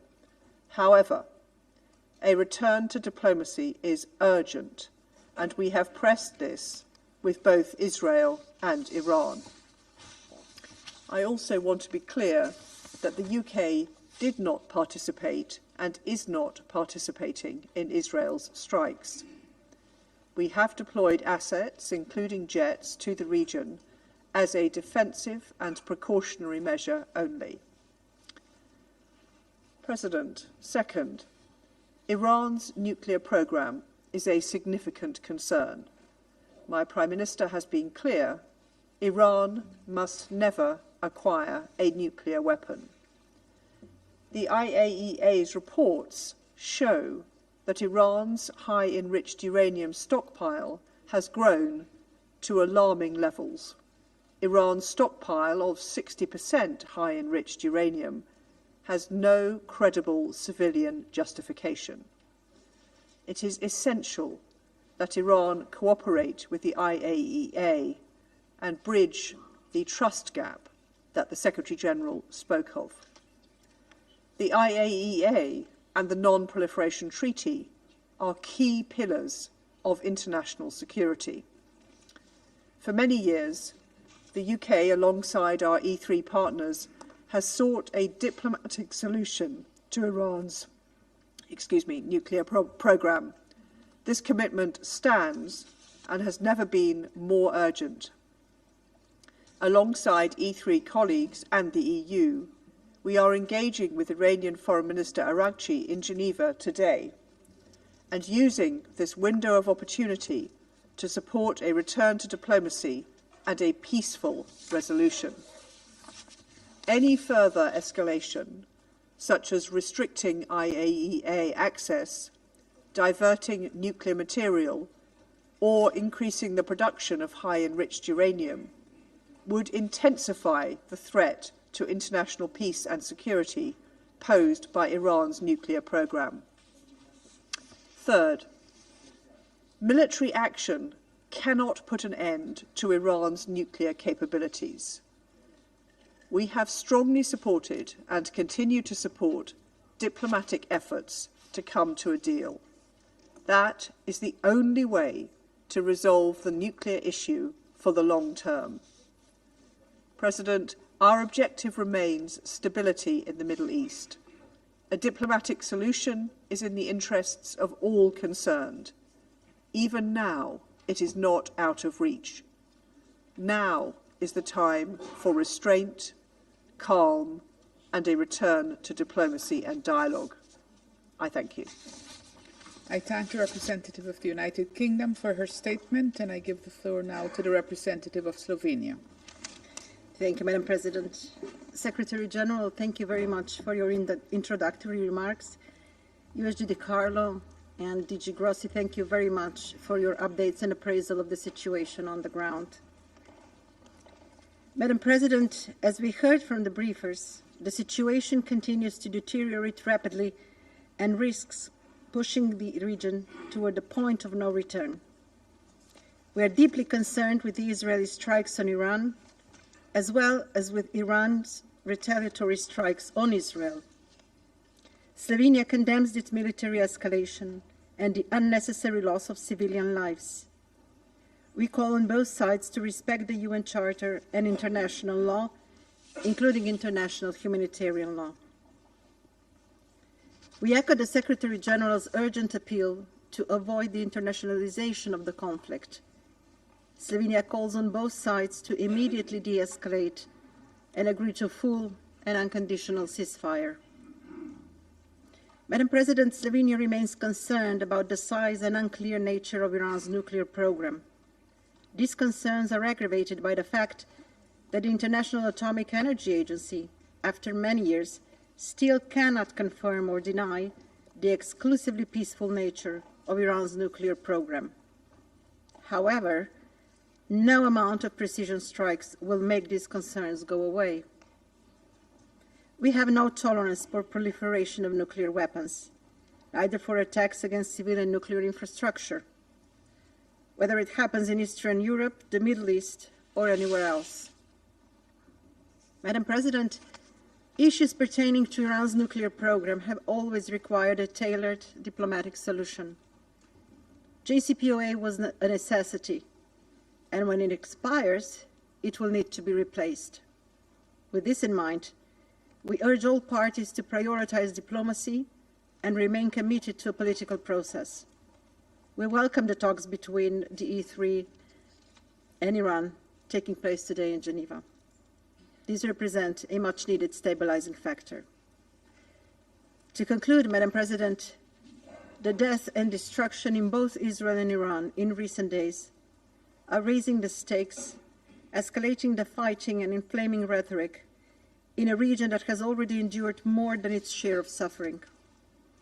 Our thoughts remain with civilians under siege in Gaza and the hostages who need to be released immediately and unconditionally. In such a volatile situation, it takes courage to de-escalate and commit to peace. I appeal to both sides to show that courage, to spare their own civilians and the Middle East as a whole from further bloodshed and destruction. I thank you, Madam President. I thank the representative of Slovenia for her statement, and I give the floor to the representative of Greece.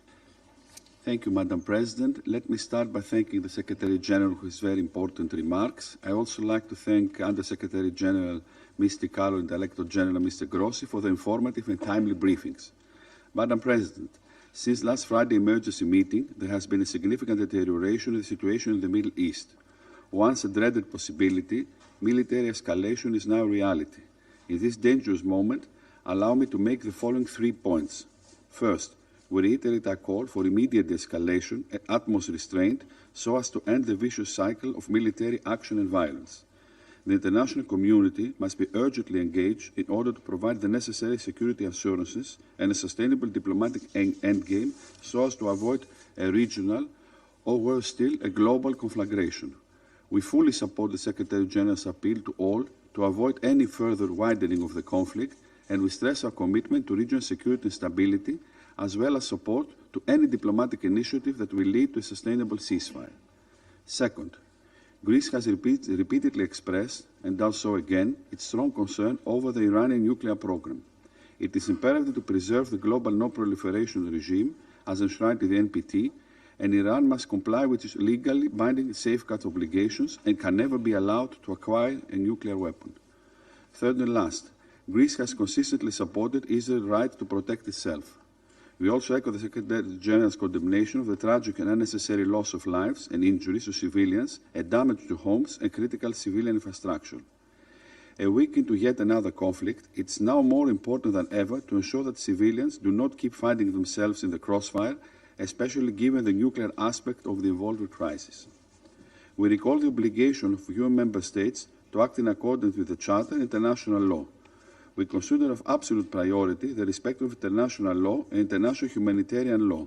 It is essential to uphold the UN Charter as regards the use of force, as well as the integrity of the global non-proliferation regime.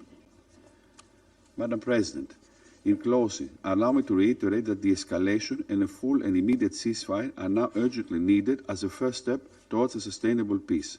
The international community and countries of influence must step in and offer a diplomatic way way out to both parties. We are looking forward to a positive outcome of the meeting taking place today in Geneva between the foreign ministers of the E3, United Kingdom, France, Germany, the High Representative of the European Union, and the Foreign Minister of Iran. The stakes are simply too high for regional world security, and failure is not an option. I thank you. I thank the representative of Greece for his statement, and I give the floor now to the representative of Somalia. Madam President, thank you for your timely leadership in convening this meeting. We appreciate the remarks of the Secretary General and briefings provided by USG Di Carlo and Director General Grossi on the rapidly evolving situation in the Middle East.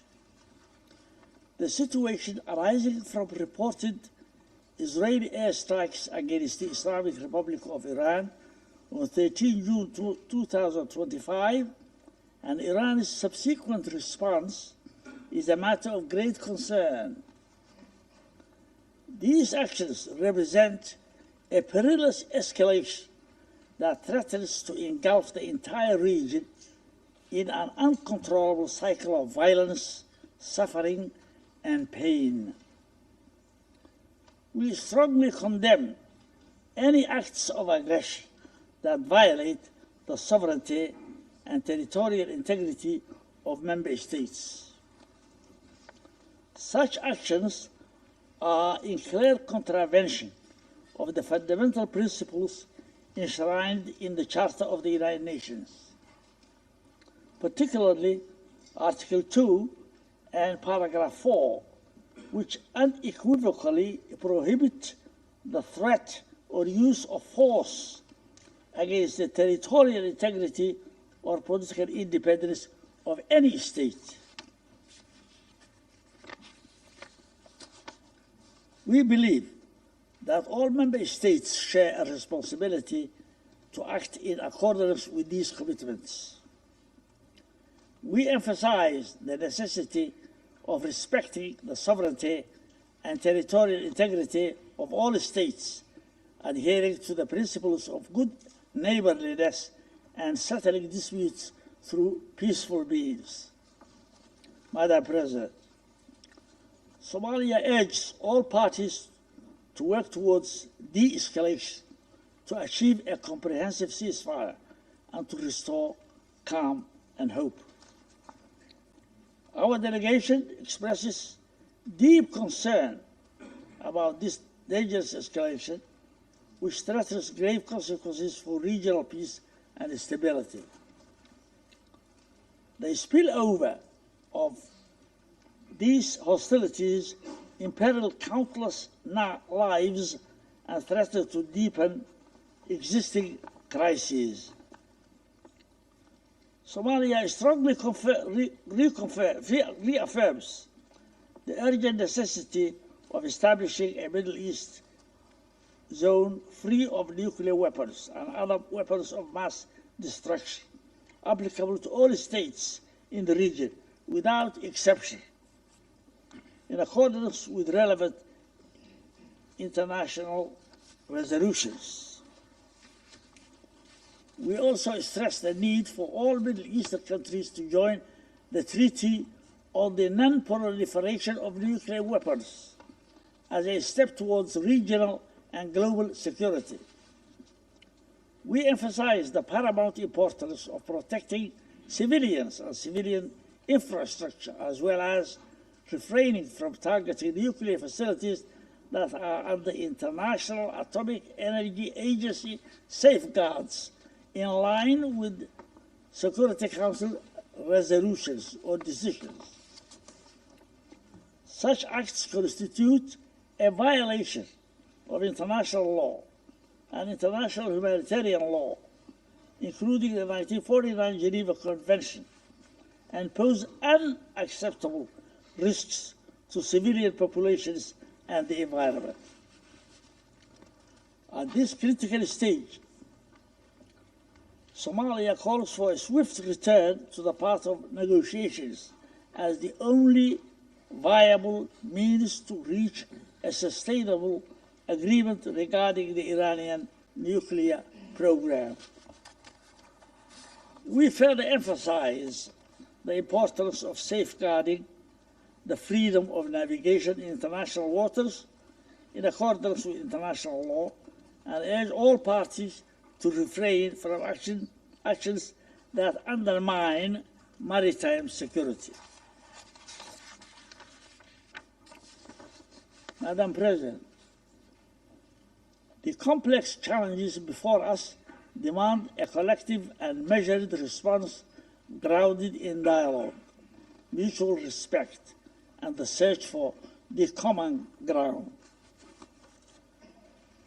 Our delegation reaffirms its commitment to multilateralism and the principles of the United Nations Charter.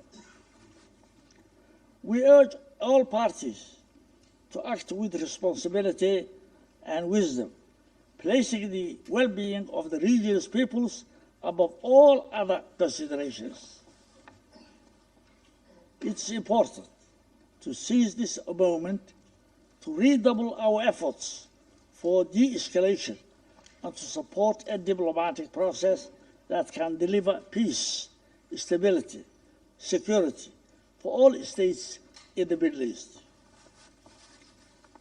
Finally, my delegation stands ready to engage constructively with the international community to advance these shared goals. I thank you.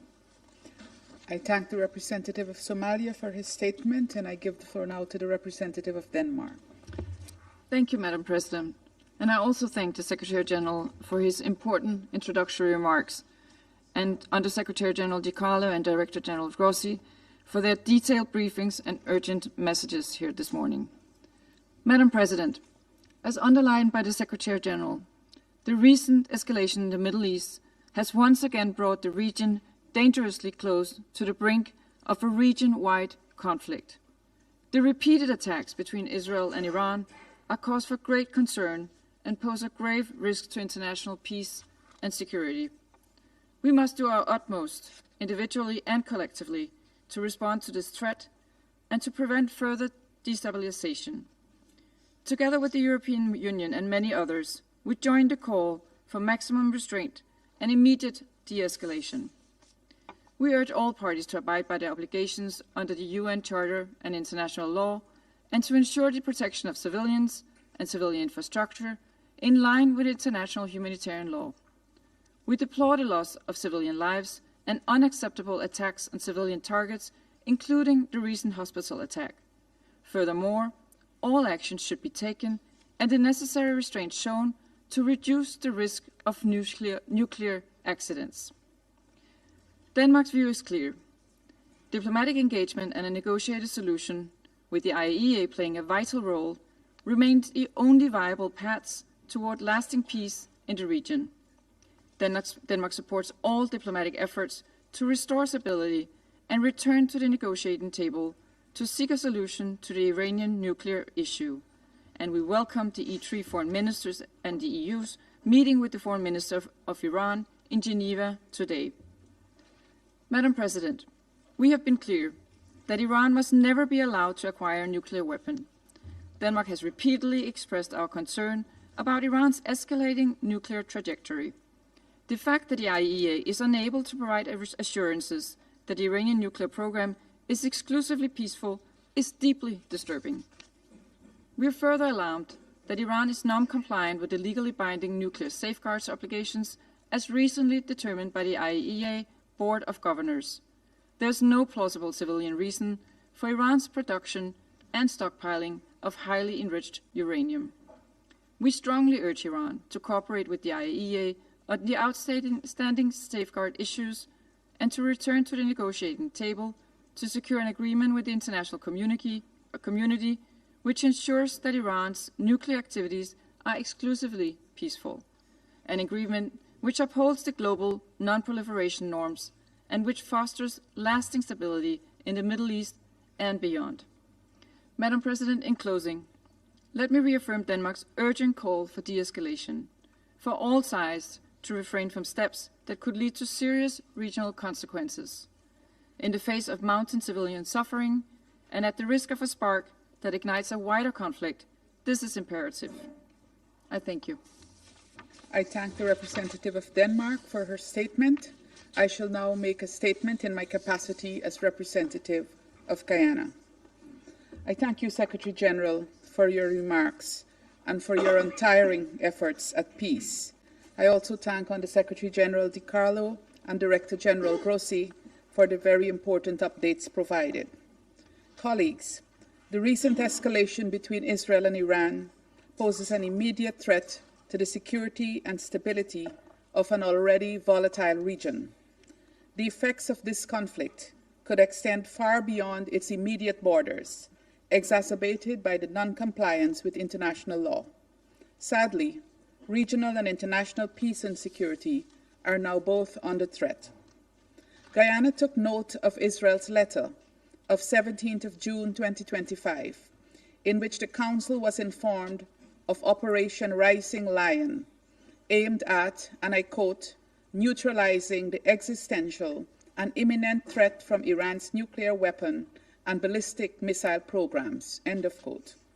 We also took note of Iran's letter of 18th June 2025, in which it, and I quote, reserves its right to self-defense, to protect its sovereignty, territorial integrity, the Iranian people, and its vital national interests, end of quote.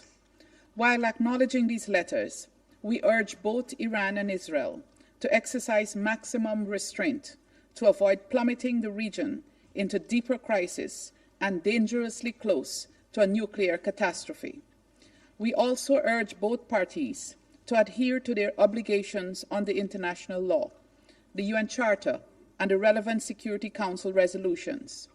We emphasize that a state's right to self-defense does not absolve them of their responsibilities and obligations under international law, including human rights and humanitarian law. Colleagues, the Middle East has long endured a fragile stability, constantly threatened by geopolitical tensions and unresolved conflicts.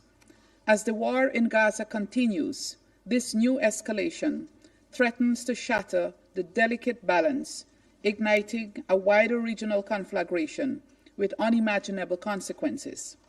It risks drawing in more actors, further entrenching cycles of violence, and making a peaceful resolution increasingly elusive. Like the Secretary General, Guyana firmly believes that dialogue, diplomacy, and adherence to international law are the only pathways to sustainable peace in the region. We call on all parties to immediately cease hostilities, de-escalate tensions, and return to the path of diplomacy. The root causes of this escalation must be addressed with urgency, and the parties must work towards a comprehensive and lasting political solution that respects the sovereignty and territorial integrity of all states in the region. Colleagues, Guyana is also concerned about the possible humanitarian consequences and reiterates its call for all parties to respect international humanitarian law, particularly the principles of distinction, proportionality, and precaution, and to ensure the protection of civilians and civilian infrastructure. Media reports indicate that over 200 persons have already been killed in Iran and at least 24 in Israel as a result of the escalation. It is important to ensure that more civilian lives are not lost. Finally, Guyana takes positive note of the meeting in Geneva today with the E3, UK, France, Germany, the EU, and Iran. We also reaffirm our commitment to supporting any Security Council measure aimed at preserving international peace and security. I thank you. I resume my function as President of the Security Council, and I now give the floor to the representative of the Islamic Republic of Iran. Thank you. In the name of God, the compassionate, the merciful, we express our sincere appreciation to you, Madam President, for convening this urgent meeting at our request. We welcome the presence of the Secretary General and in this meeting, and thanks for his introductory remarks. We also extend our gratitude to Under Secretary General Ms. Di Carlo for her valuable briefing.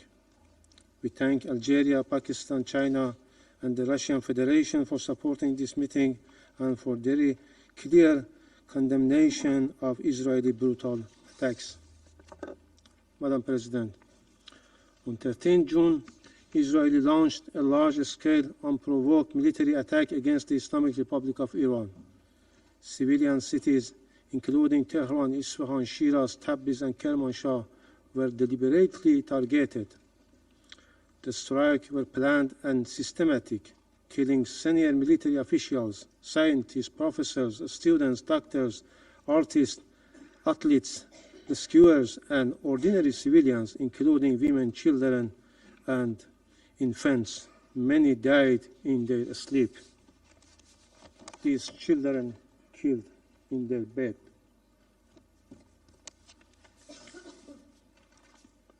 Hundreds of civilians have been killed and thousands injured.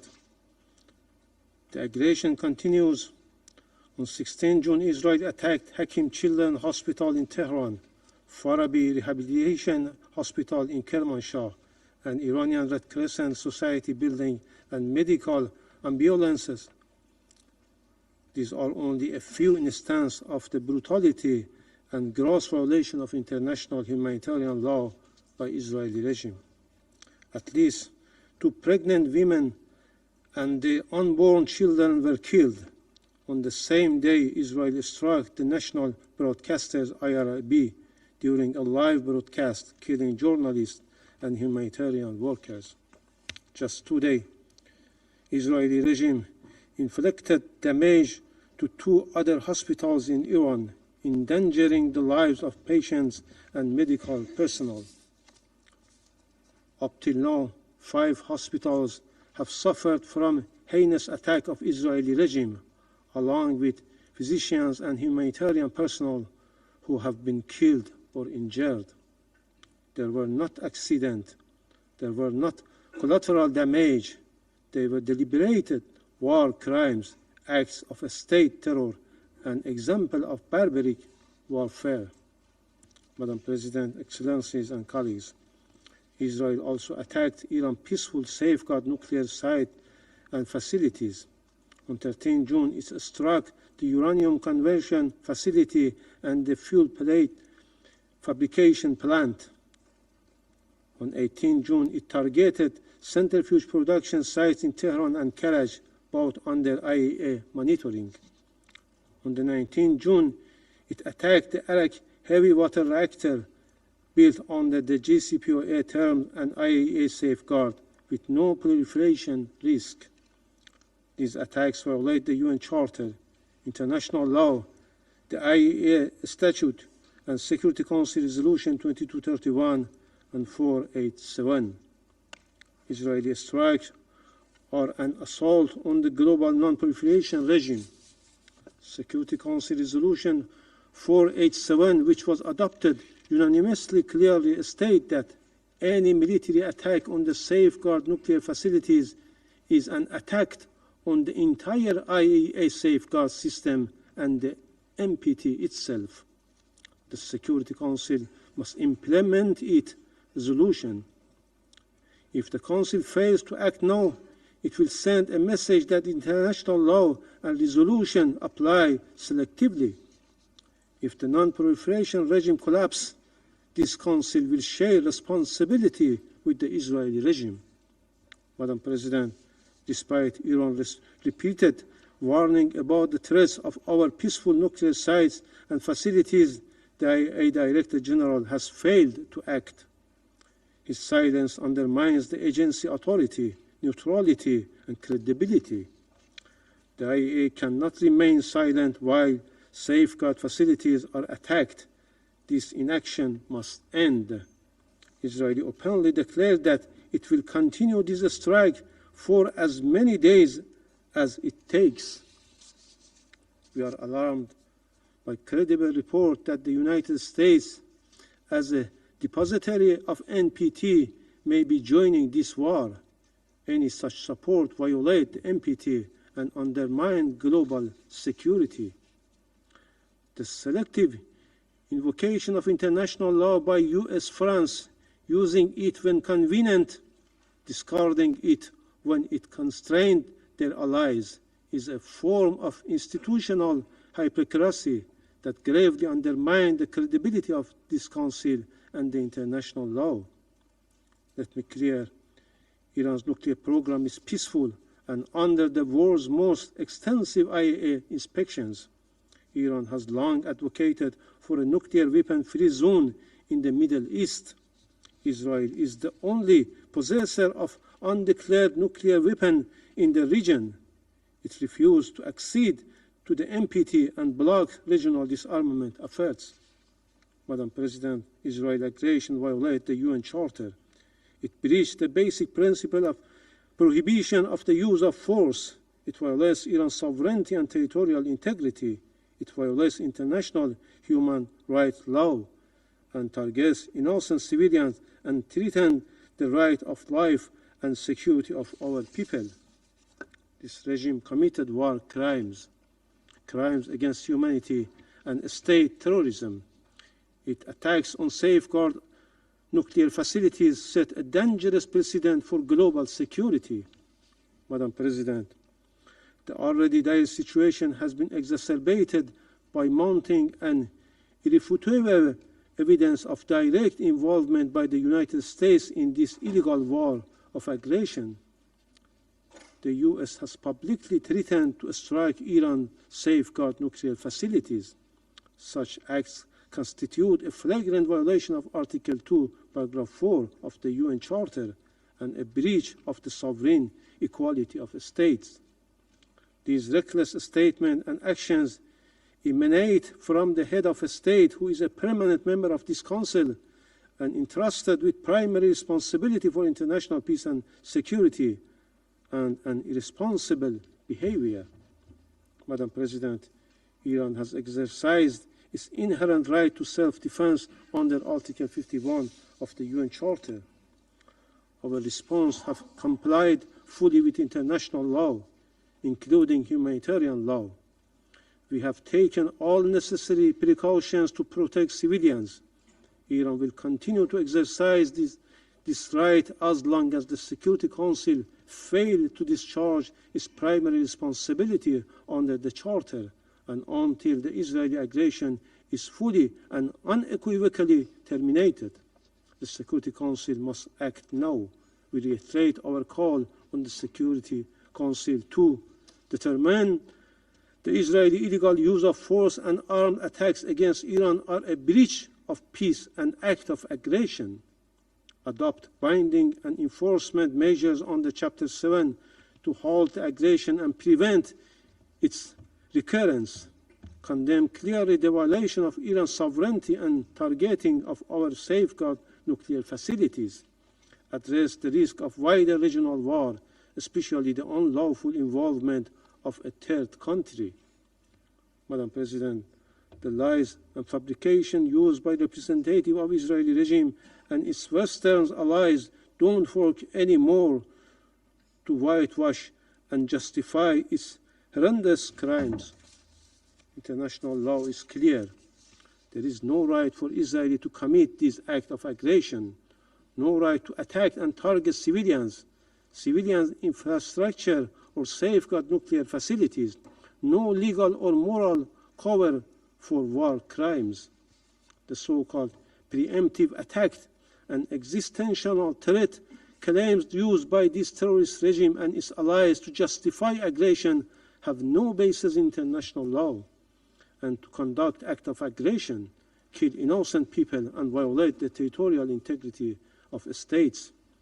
These are false excuses for Israeli aggression. Iran has never initiated any war, while Israel, as an occupying and terrorist regime, has a long and dark history of illegal use of force, violation of all legal international norms, assassination, and nuclear secrecy that destabilize the entire region. The selective use of international law by certain members of this Council expose dangerous double standards that endanger international peace and security and undermine the credibility of this body. Without the support and protection of certain Western states, especially the United States, Israel would not could not have been able to commit this aggression with such impunity. This complicity must be recorded by history. Finally, Madam President, Council's failure to act at this critical juncture would constitute a profound abdication of the Council's responsibilities and a grave betrayal of fundamental principles of the United Nations. Inaction will embolden the aggressor, undermine international law, and send a message of dangerous impunity to the world. Thank you, Madam President. I thank the representative of the Islamic Republic of Iran for his statement, and I give the floor now to the representative of Israel. Madam President, I would like to thank the Secretary General, USG De Carlo, and Director General Grossi for your remarks. Madam President, before I begin my remarks, I must address the representative of the Islamic regime in Iran. Mr. Iravani, how dare you? How dare you write 5 letters in the last week, come before this Council, demand a session, and ask the international community for sympathy? How dare you ask the international community to protect you from the consequences of your own genocidal agenda? Have you no shame? For years, your supreme leader, Ayatollah Khamenei, has publicly and repeatedly called for the destruction of Israel and the United States. In May 2024, he declared, and I quote, "The divine promise to eliminate the Zionist entity will be fulfilled." In May 2025, he said, and I quote, "The Zionist regime that is a lethal, dangerous, cancerous tumor should certainly be eradicated, and it will be." These statements are your regime's policies. Your government has attempted the assassination of Prime Minister Netanyahu. It attempted the assassination of President Trump. Your operatives have plotted to attack Jewish communities and kill Israeli civilians across the world. Now, with innocent blood still dripping from your hands, you come here asking for sympathy.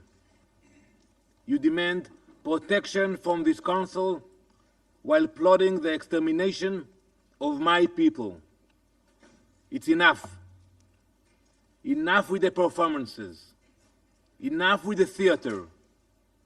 How can this Council allow the representative of a regime that funds, arms, and orchestrates terror across the world to come here and play victim? It's like a wolf complaining when the shepherd fights back to protect his flock. So innocent. Mr. Iravani, please clarify to us. Do you support the destruction of Israel, a UN member state? Do you support the assassination of our elected leaders? If you do not, say so. We are all here, waiting.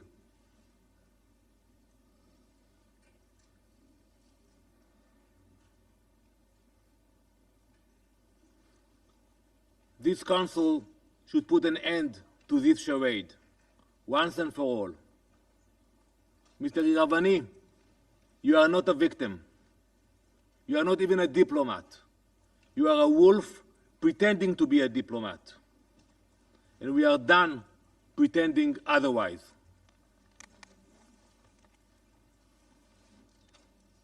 Madam President, on Wednesday night, Iran launched a ballistic missile directly at a hospital. And by the way, I listened to your word. You mentioned that we attacked hospitals. I ask you to provide a list of the hospitals that Israel attacked in Iran. We know what we are doing. If we attacked hospitals, show us the locations, show us the names and the list. Iran launched a ballistic missile directly at the hospital, Soroka Medical Center in Beersheba, the largest hospital in southern Israel. It was struck by a precision-guided missile fired by the Islamic Republic of Iran. This hospital serves over 1 million people, Jews, Muslims, Christians, Druze, Bedouin. It is a vital provider of emergency and trauma care. Iran hit it in purpose.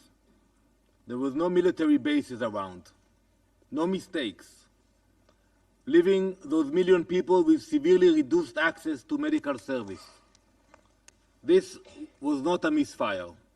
This was not a mistake.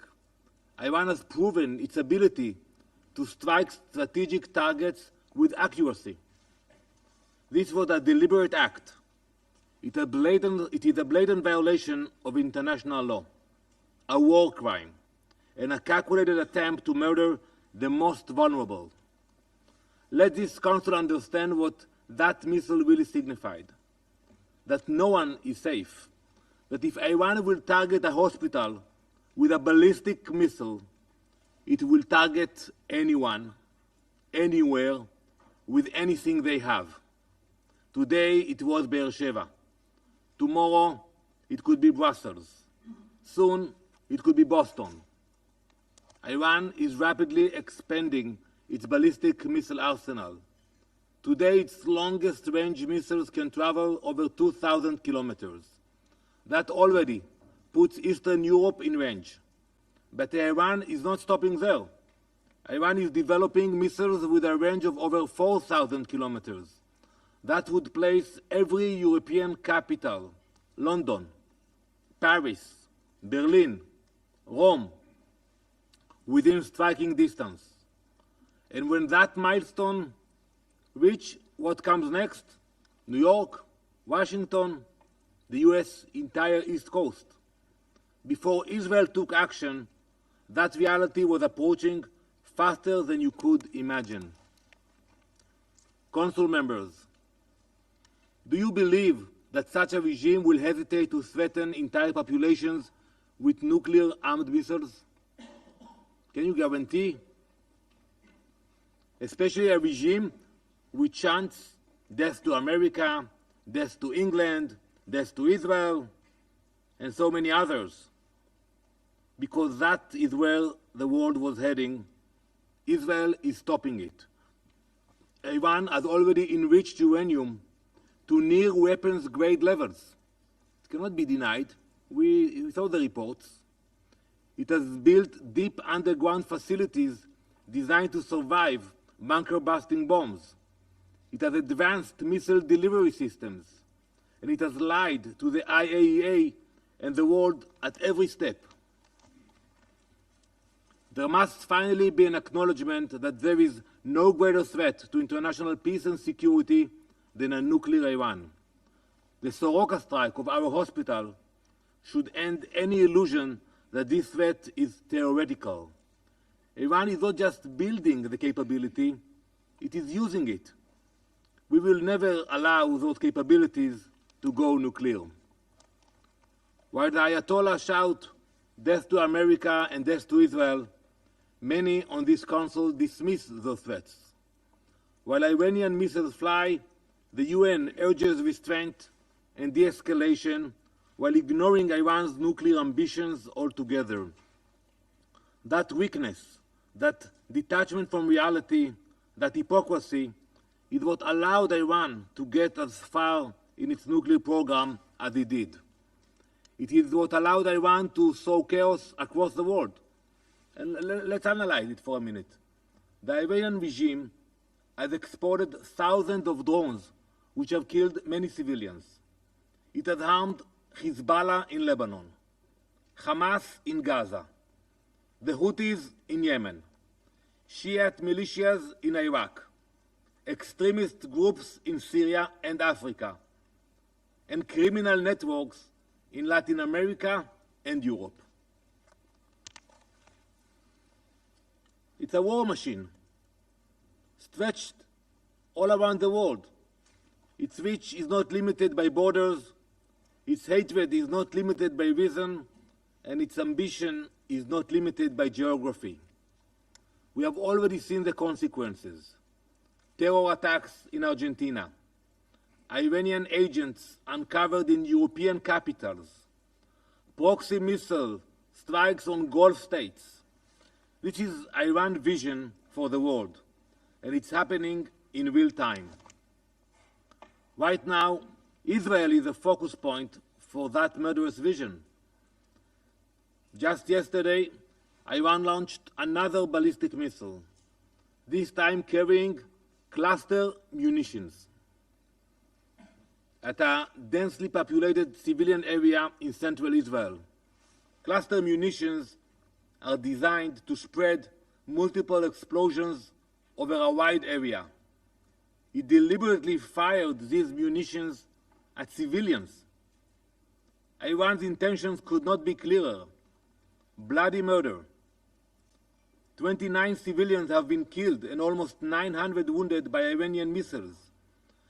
The only reason the number isn't higher is because of Israel's advanced defensive capabilities. So yes, Israel acted because we understand the cost of waiting. We will not wait for another threat, whether that is rockets, missiles, terrorists, or an atomic bomb. Israel acted as a last resort. This was the final window of opportunity to prevent Iran from acquiring nuclear weapons, and it came only after diplomacy had been exhausted. Israel cannot and will not accept this situation.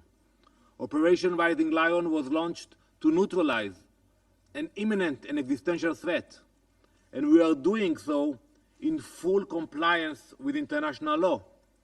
Israel is strictly following the law of armed conflict, including the rules of distinction, proportionality, and precautions in attacks. That's why I'm waiting for the report about the hospitals. Our strikes are aimed at military objectives based on reliable intelligence. Every measure is taken to minimize harm to civilians. Iran launches indiscriminate barbaric missile attacks. They deliberately target population centers. This is the difference between a democracy acting in defense of its people and a brutal regime targeting civilians. Colleagues, it is Israeli civilians running for shelter now, every day. But something many of you also seem not to understand is that when Israel acts, we are not only defending our people, we are defending yours. As German Chancellor Merz said, and I quote, Israel is doing the world's dirty work. We are the first target, but we will not be the last. We are holding the line between civilization and genocidal jihadist imperialism. Iran doesn't just want to destroy Israel. It wants to remake the world order. One missile, one terror proxy, one destroyed hospital at a time. So no, we do not apologize for defending ourselves. We do not apologize for striking Iran's nuclear facilities. We do not apologize for neutralizing the threat. Because while some here raise their voices when Israel strikes a ballistic missile site, they fall silent when Iran strikes a surgical wound. Some condemn us for destroying a drone factory, but say nothing when Iran hits a residential building. That is not balance. That is moral collapse. We are doing what this Council should have done long ago. We are acting where the international community hesitated. We are stopping a threat that endangered the entire world. Though our homes, our families, and our children are under threat, we will not stop. Not until Iran's nuclear threat is dismantled. Not until its war machine is disarmed. Not until our people and yours are safe. This is not just Israel's fight. It is the world's fight, and if no one else will fight it, we will. Thank you, Madam President. I thank the representative of Israel for his statement. I wish to take this opportunity to remind all speakers that this is a formal meeting of the Council, and as such they need to ensure the proper decorum and proper language. We should always aim to refrain from personal attacks. I now give the floor to the representative of Iraq. شكرا جزيلا السيدة الرئيس. ونعرب عن امتناننا لحضور السيد الأمين العام لهذه We الجلسة express our appreciation for the presence of the Secretary General and for calling to contain this crisis and his call for return to renegotiations and his awareness of its consequences. We also extend our thanks to the Under-Secretary General and the Director General of the IAEA for their briefings. I would like to express the appreciation of the Republic of Iraq for the efforts of the Security Council in following the dangerous developments in the Middle East, which is witnessing an unprecedented escalation owing to the continued Israeli attacks on the Islamic Republic of Iran and their repercussions on regional and international security. Iraq strongly condemns the unjustified Israeli attacks against the Islamic Republic of Iran and the repeated Israeli violations of the sovereignty of states, especially the violations of the Iraqi airspace to launch an aggression against neighboring Iran. These actions constitute a blatant violation of the principles of the UN Charter and international law, and a flagrant assault and unlawful use of the airspace of a sovereign state to carry out hostilities against another neighboring UN member state. These actions have exacerbated instability in the region and exposed its security to serious risks. As a result, Iraq was forced to take the precautionary decision to close its airspace, which caused economic losses in the transportation and tourism sectors, in addition to humanitarian damages due to the stranded travelers and airport closures. We reaffirm our categorical rejection of any violation of Iraqi sovereignty. We call for an immediate end to these unacceptable breaches. We will not allow Iraq to become a battleground for settling regional or international scores. In this context, the government of the Republic of Iraq has submitted an official complaint to the Presidency of the Security Council on the 13th of June, outlining the details of this violation. Madam President, shortly before the convening of this session, 50 Israeli warplanes have violated our airspaces and our territorial integrity. They were coming from the Syrian-Jordanian borders. 20 airplanes started, followed by 30 airplanes heading to the south of Iraq, and they flew over Basra, Najaf, and Karbala cities. These violations are violations of international law and the UN Charter. They violate the sovereignty of Iraq. They also constitute a threat to the sacred sites and regions, which might cause strong popular reactions, considering the importance of these holy sites for our peoples. Madam President, Iraq has repeatedly warned since the beginning of the war on the Gaza Strip. It has repeatedly warned of the consequences of the continuation of this war and the expansion of the conflict, which fuels regional tensions and endangers regional and international peace and security. No measures have been taken so far to stop this war or to alleviate the suffering of the Palestinian people. This has emboldened the Israeli occupation forces to commit more crimes and attempt to expand the war and escalate it, dragging the region into a regional conflict. This is what we have warned against. We reaffirm today that the continued Israeli aggression against the Republic of Iran threatens to turn the region into a full-scale conflict zone with catastrophic consequences for the peoples of the region, for international waterways, their closure, and the impact this might have on energy markets and the global economy.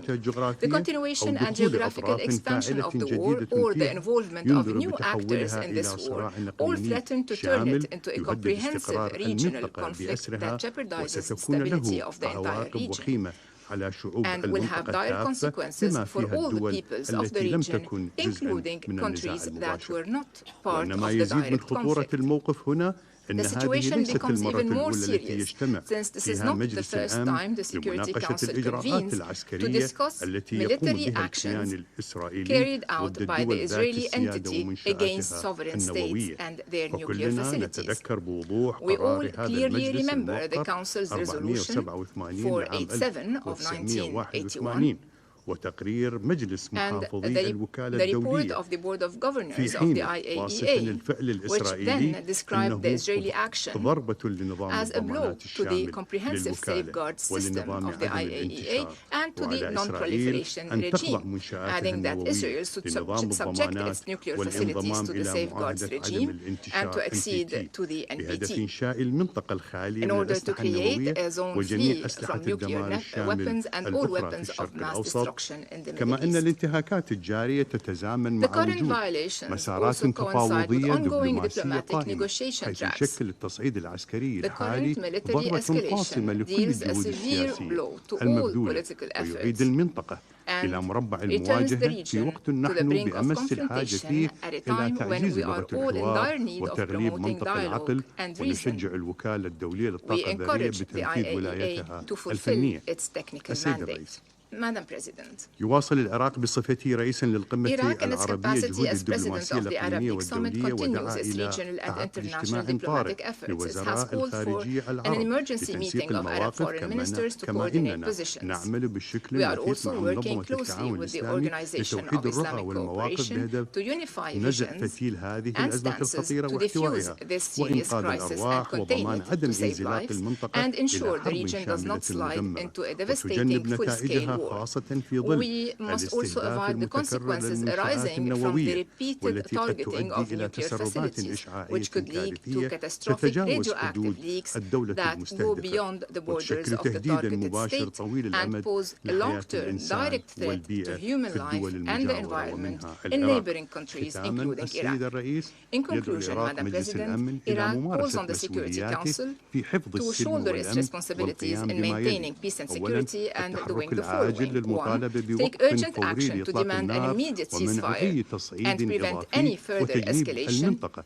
مزيدا من sparing the الدمار region وعدم more الاستقرار. destruction and ثانيا instability. إدانة الخروقات Second, الجوية condemn وانتهاكات airspace السيادة violations and خصوصا breaches تلك of التي sovereignty, يتعرض especially لها those العراق ودول affecting الجوار. Iraq and neighboring ثالثا countries. دعم المسار Third, الدبلوماسي support the diplomatic path لإنهاء الأزمة to end the واتخاذ crisis أي إجراءات تزيد and من avoid any التدهور actions والعودة that إلى worsen the طاولة situation, المفاوضات to return to the وتفعيل negotiating آليات الوساطة table and الدولية. activate رابعا international mediation حماية mechanisms. المنشآت Fourth, النووية to والبنى protect nuclear التحتية facilities المدنية and civilian والتحذير من infrastructure استخدامها and في warn against الصراعات. their use in خامسا conflicts. And fifth, منع أي to تصعيد prevent قد any يؤدي إلى escalation تعطيل that حرية could الملاحة disrupt الدولية international والنقل maritime الجوي navigation, air وتعطيل transport, خطوط and إمدادات energy الطاقة supply lines تفاديا to لأزمة avoid طاقة a global عالمية. energy وشكرا crisis. جزيلا. Thank you, Madam President.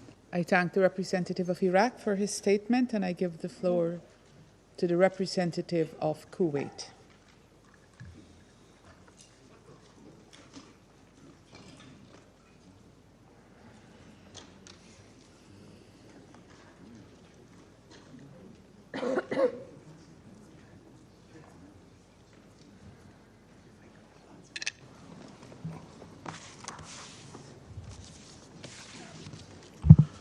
بسم الله الرحمن الرحيم. In the name of God, the merciful, السيدة the الرئيسة، compassionate, Madam السادة أعضاء President, مجلس الأمن، أود Excellencies, في البداية أن allow me نشيد at the بمشاركة outset الأمين العام to للأمم welcome المتحدة the والمسؤولين Secretary الأمميين في General هذه and الجلسة. UN officials for taking أعود part in أمامكم this اليوم للحديث meeting. مجددا I am speaking نيابة at the عن دول Council مجلس again التعاون today on الخليجي behalf of the Gulf لأؤكد Cooperation الموقف Council member الثابت states والواضح to stress the لدولنا firm and clear وهي position الإمارات of our العربية states, المتحدة، namely the United Arab مملكة Emirates, البحرين، the Kingdom of المملكة Bahrain, العربية the Kingdom of السعودية، Saudi دولة Arabia, قطر، the State of سلطنة Qatar, عمان، the Sultanate of وبلادي Oman, and my دولة country, الكويت the State of حيال Kuwait, الأحداث regarding the الخطيرة dangerous التي developments تشهدها in our منطقتنا. region. السيدة الرئيسة، Madam إن President, المجموعة الخليجية Our group renews its condemnation of the Israeli attacks on the Islamic Republic of Iran and its nuclear facilities. We stress that these attacks have dangerous repercussions on the security and stability of our region. They are a blatant violation of the principles of international law and the UN Charter, and they thwart international efforts to achieve peace and de-escalation. We continue to intensify our diplomatic efforts at the highest levels to stop and avert any escalation, because we believe that diplomacy and dialogue are the only choice and alternative to confrontation and escalation. As we follow the dangerous developments in the region, we stress that a continued deterioration could lead to catastrophic consequences and fuel tensions, which could impede the prospects of a diplomatic solution and peace.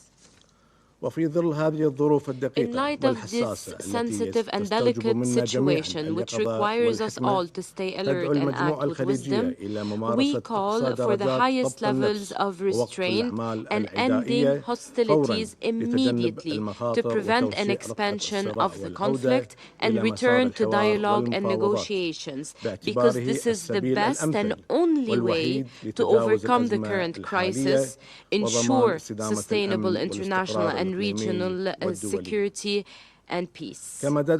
We also call upon the Security Council and the international community to shoulder their responsibilities and ensure an immediate end to this war, to prevent any escalation and push towards the continuation of U.S.-Iranian negotiations on the Iranian nuclear dossier facilitated by the Sultanate of Oman. Madam President, we reaffirm the need to respect the sovereignty of states and abide by the basic principles and norms of the UN Charter and international law, as well as the principles of good neighborliness and non-interference in internal affairs. It is also important to refrain from the use or threat of use of force. We stress the important role of the IAEA in promoting preventive security and preventing the targeting of nuclear facilities, because this poses grave humanitarian and environmental risks and is a threat to the safety and comprehensive safeguards regime. It also violates all international and humanitarian laws. In this vein, we stress the need to protect maritime security and maritime corridors in the region and address activities that threaten the security and stability of the region and the world, including the targeting of commercial ships and threatening shipping lanes and international trade, as well as oil facilities in the GCC countries. In conclusion, we urge the international community and the Security Council specifically to take swift and effective action to contain this crisis and support diplomatic dialogue in order to protect the safety and security of the peoples of the region and prevent further escalation. Thank you, Madam President. I thank the representative of Kuwait for his statement, and I now give the floor to the representative of the Bolivarian Republic of Venezuela. Señora Presidenta, Madam Chair, la República Bolivariana de Venezuela tiene el honor de hacer el uso de la palabra en nombre del Grupo de Amigos en Defensa de la Carta de las Naciones Unidas, conscientes del mandato encomendado a este órgano, tal y como se establece en la Carta de las Naciones Unidas, al tiempo que reiteran su inquebrantable solidaridad para con el pueblo y el gobierno de la República Islámica de Irán en estos difíciles momentos. Señora Presidenta, en respuesta al atroz ataque de Israel contra la República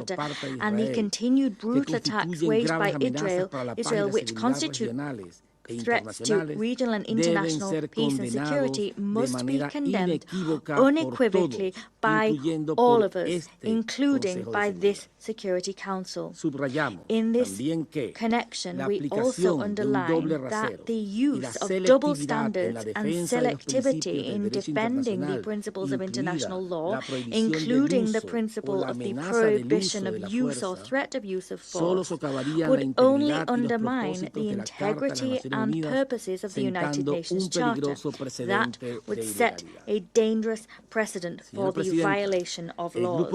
Madam President, the group of friends in defense of the Charter moreover underscores the fact that the Secretary General has a responsibility to defend the purposes and principles of the United Nations Charter. He must reject the deliberate and flagrant use of force against the Islamic Republic of Iran.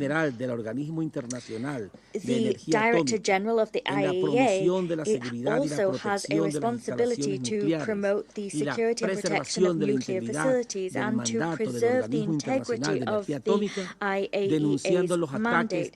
As such, he must denounce Israel's attacks against peaceful nuclear facilities in Iran. The group of friends in defense of the United Nations Charter expresses its grave concern at the continued crimes committed by Israel, crimes committed to provoke and unleash conflicts in the Middle East. This has been demonstrated by their reiterated and grave violations of international law, together with their provocations and violations of countries in the region. These are events that demonstrate Israel's intention to exacerbate tensions on the ground and the fact that they are responsible for the consequences arising therefrom. To conclude, we wish to emphasize that it is incumbent upon all states pursuant to international law to refrain from providing aid or deliberate assistance to Israel in order to brutally perpetrate atrocity crimes against the Islamic Republic of Iran or any other nation of the region. At the same time, we point to the inherent right of the Islamic Republic of Iran to self-defense. This pursuant to international law, and we also point to the urgent need for the international community to demand that Israel be held accountable for all of their crimes against the Palestinian people and the region as a whole. Thank you, Madam President. I thank the representative of the Bolivarian Republic of Venezuela for his statement, and I now give the floor to His Excellency Mr. Stavros Lambrinidis, head of the delegation of the European Union to the United Nations. Thank you, Madam President. I have the honor to speak on behalf of the European Union and its member states. Madam President, we expressed from the day one our deepest concern at the dangerous escalation that threatens to destabilize the Middle East following Israeli strikes on Iran and Iran's response. Today, we reiterate a strong commitment to regional security, including the security of the State of Israel, and call on all sides to abide by international law, show restraint, and refrain from taking further steps which could lead to serious consequences such as potential radioactive release. The European Union has always been clear that Iran must never be allowed to acquire a nuclear weapon and is concerned about the IAEA's recent report, based on which the IAEA Board of Governors found Iran in non-compliance with its legally binding nuclear safeguards obligations under the NPT. But lasting security is built through diplomacy, not military action. We believe that diplomacy must prevail.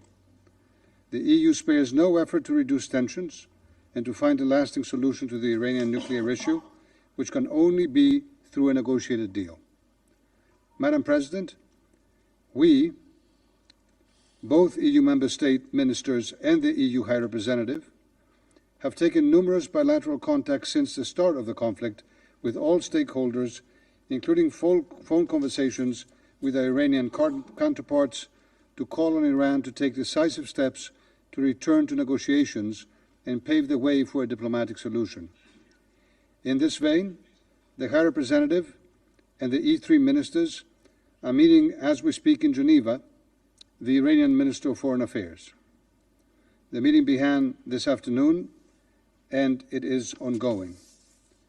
We will continue to engage for de-escalation, and in view of a lasting solution, we can be the only solution bringing peace and hope to the region. Thank you. I thank His Excellency Mr. Lambrinidis for the statement, and I now give the floor to the representative of Turkey.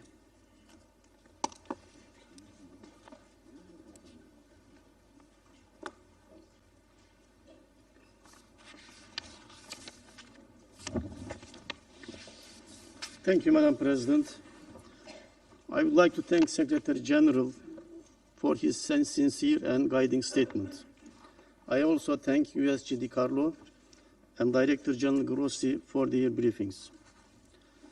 Turkey condemns in the strongest terms the recent attacks conducted by Israel against Iran. These strikes constitute a manifest violation of the UN Charter, in particular the fundamental obligation on all member states to refrain from the use of force against the territorial integrity and political independence of any state. We view the rapid escalation now unfolding across the Middle East with profound concern. Hundreds of lives have already been lost, and the risk for further bloodshed is alarming.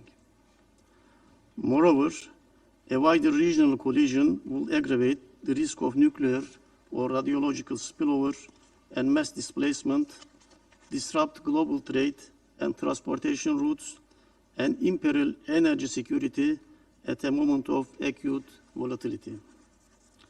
As a neighbor of Iran, Turkey reiterates the imperative of de-escalation, leading to an immediate ceasefire and a return to diplomacy.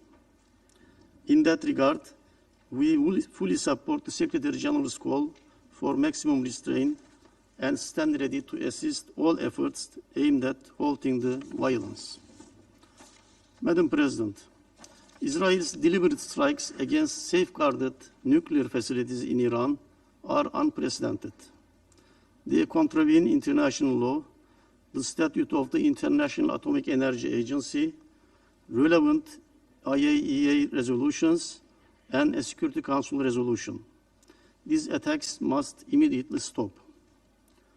By targeting such installations, Israel has consciously placed nuclear safety and security at grave risk, with possible radiological dispersion that would endanger human health, biodiversity, and environment far beyond Iran's borders for decades to come.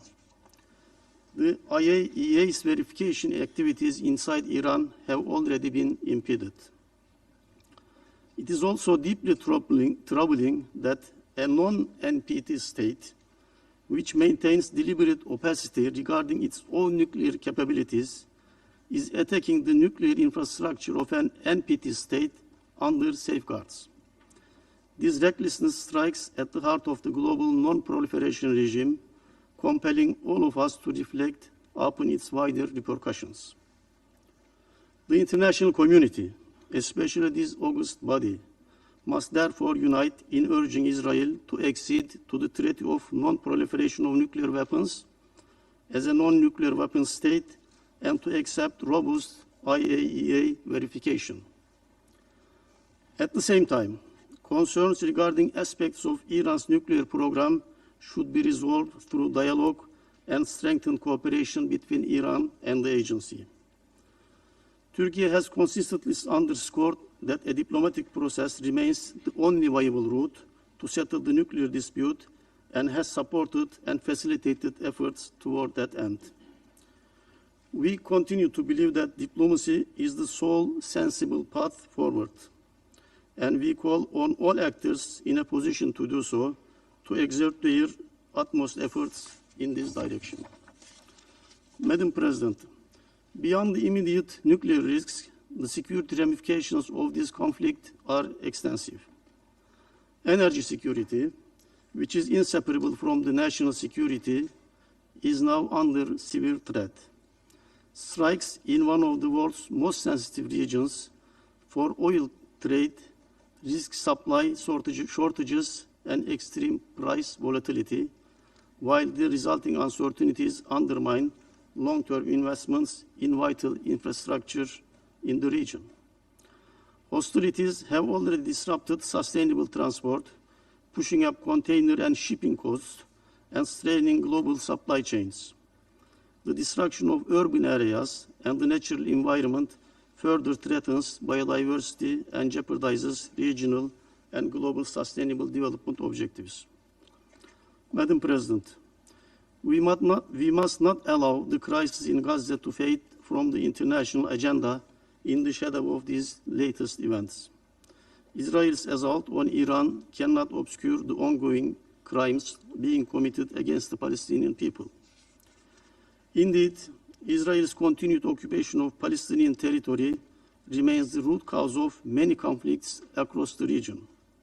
A just, lasting, and comprehensive peace is attainable only through the recognition of an independent, sovereign, and contiguous state of Palestine within the 1967 borders, with East Jerusalem as its capital. International community must therefore press with urgency for an immediate cessation of hostilities in Gaza and Iran alike, and redouble efforts to implement the two-state solution. Imposing peace is no longer a mere option. It is an imperative to preserve the credibility of the UN system and to safeguard the international law. Failure to do so will only fuel a vicious cycle of violence and war. Madam President, this Council must act collectively and decisively to prevent further escalation. The risk of wider conflict, forced displacement on a massive scale, and irreversible environmental harm demands our immediate attention. Turkey stands ready to contribute constructively toward any initiative that will de-escalate tension, restore the ceasefire, and relaunch credible, meaningful diplomacy. Let us seize this moment to reaffirm our shared commitment to the UN Charter, to the global non-proliferation regime, and to the principles of peaceful dispute settlement.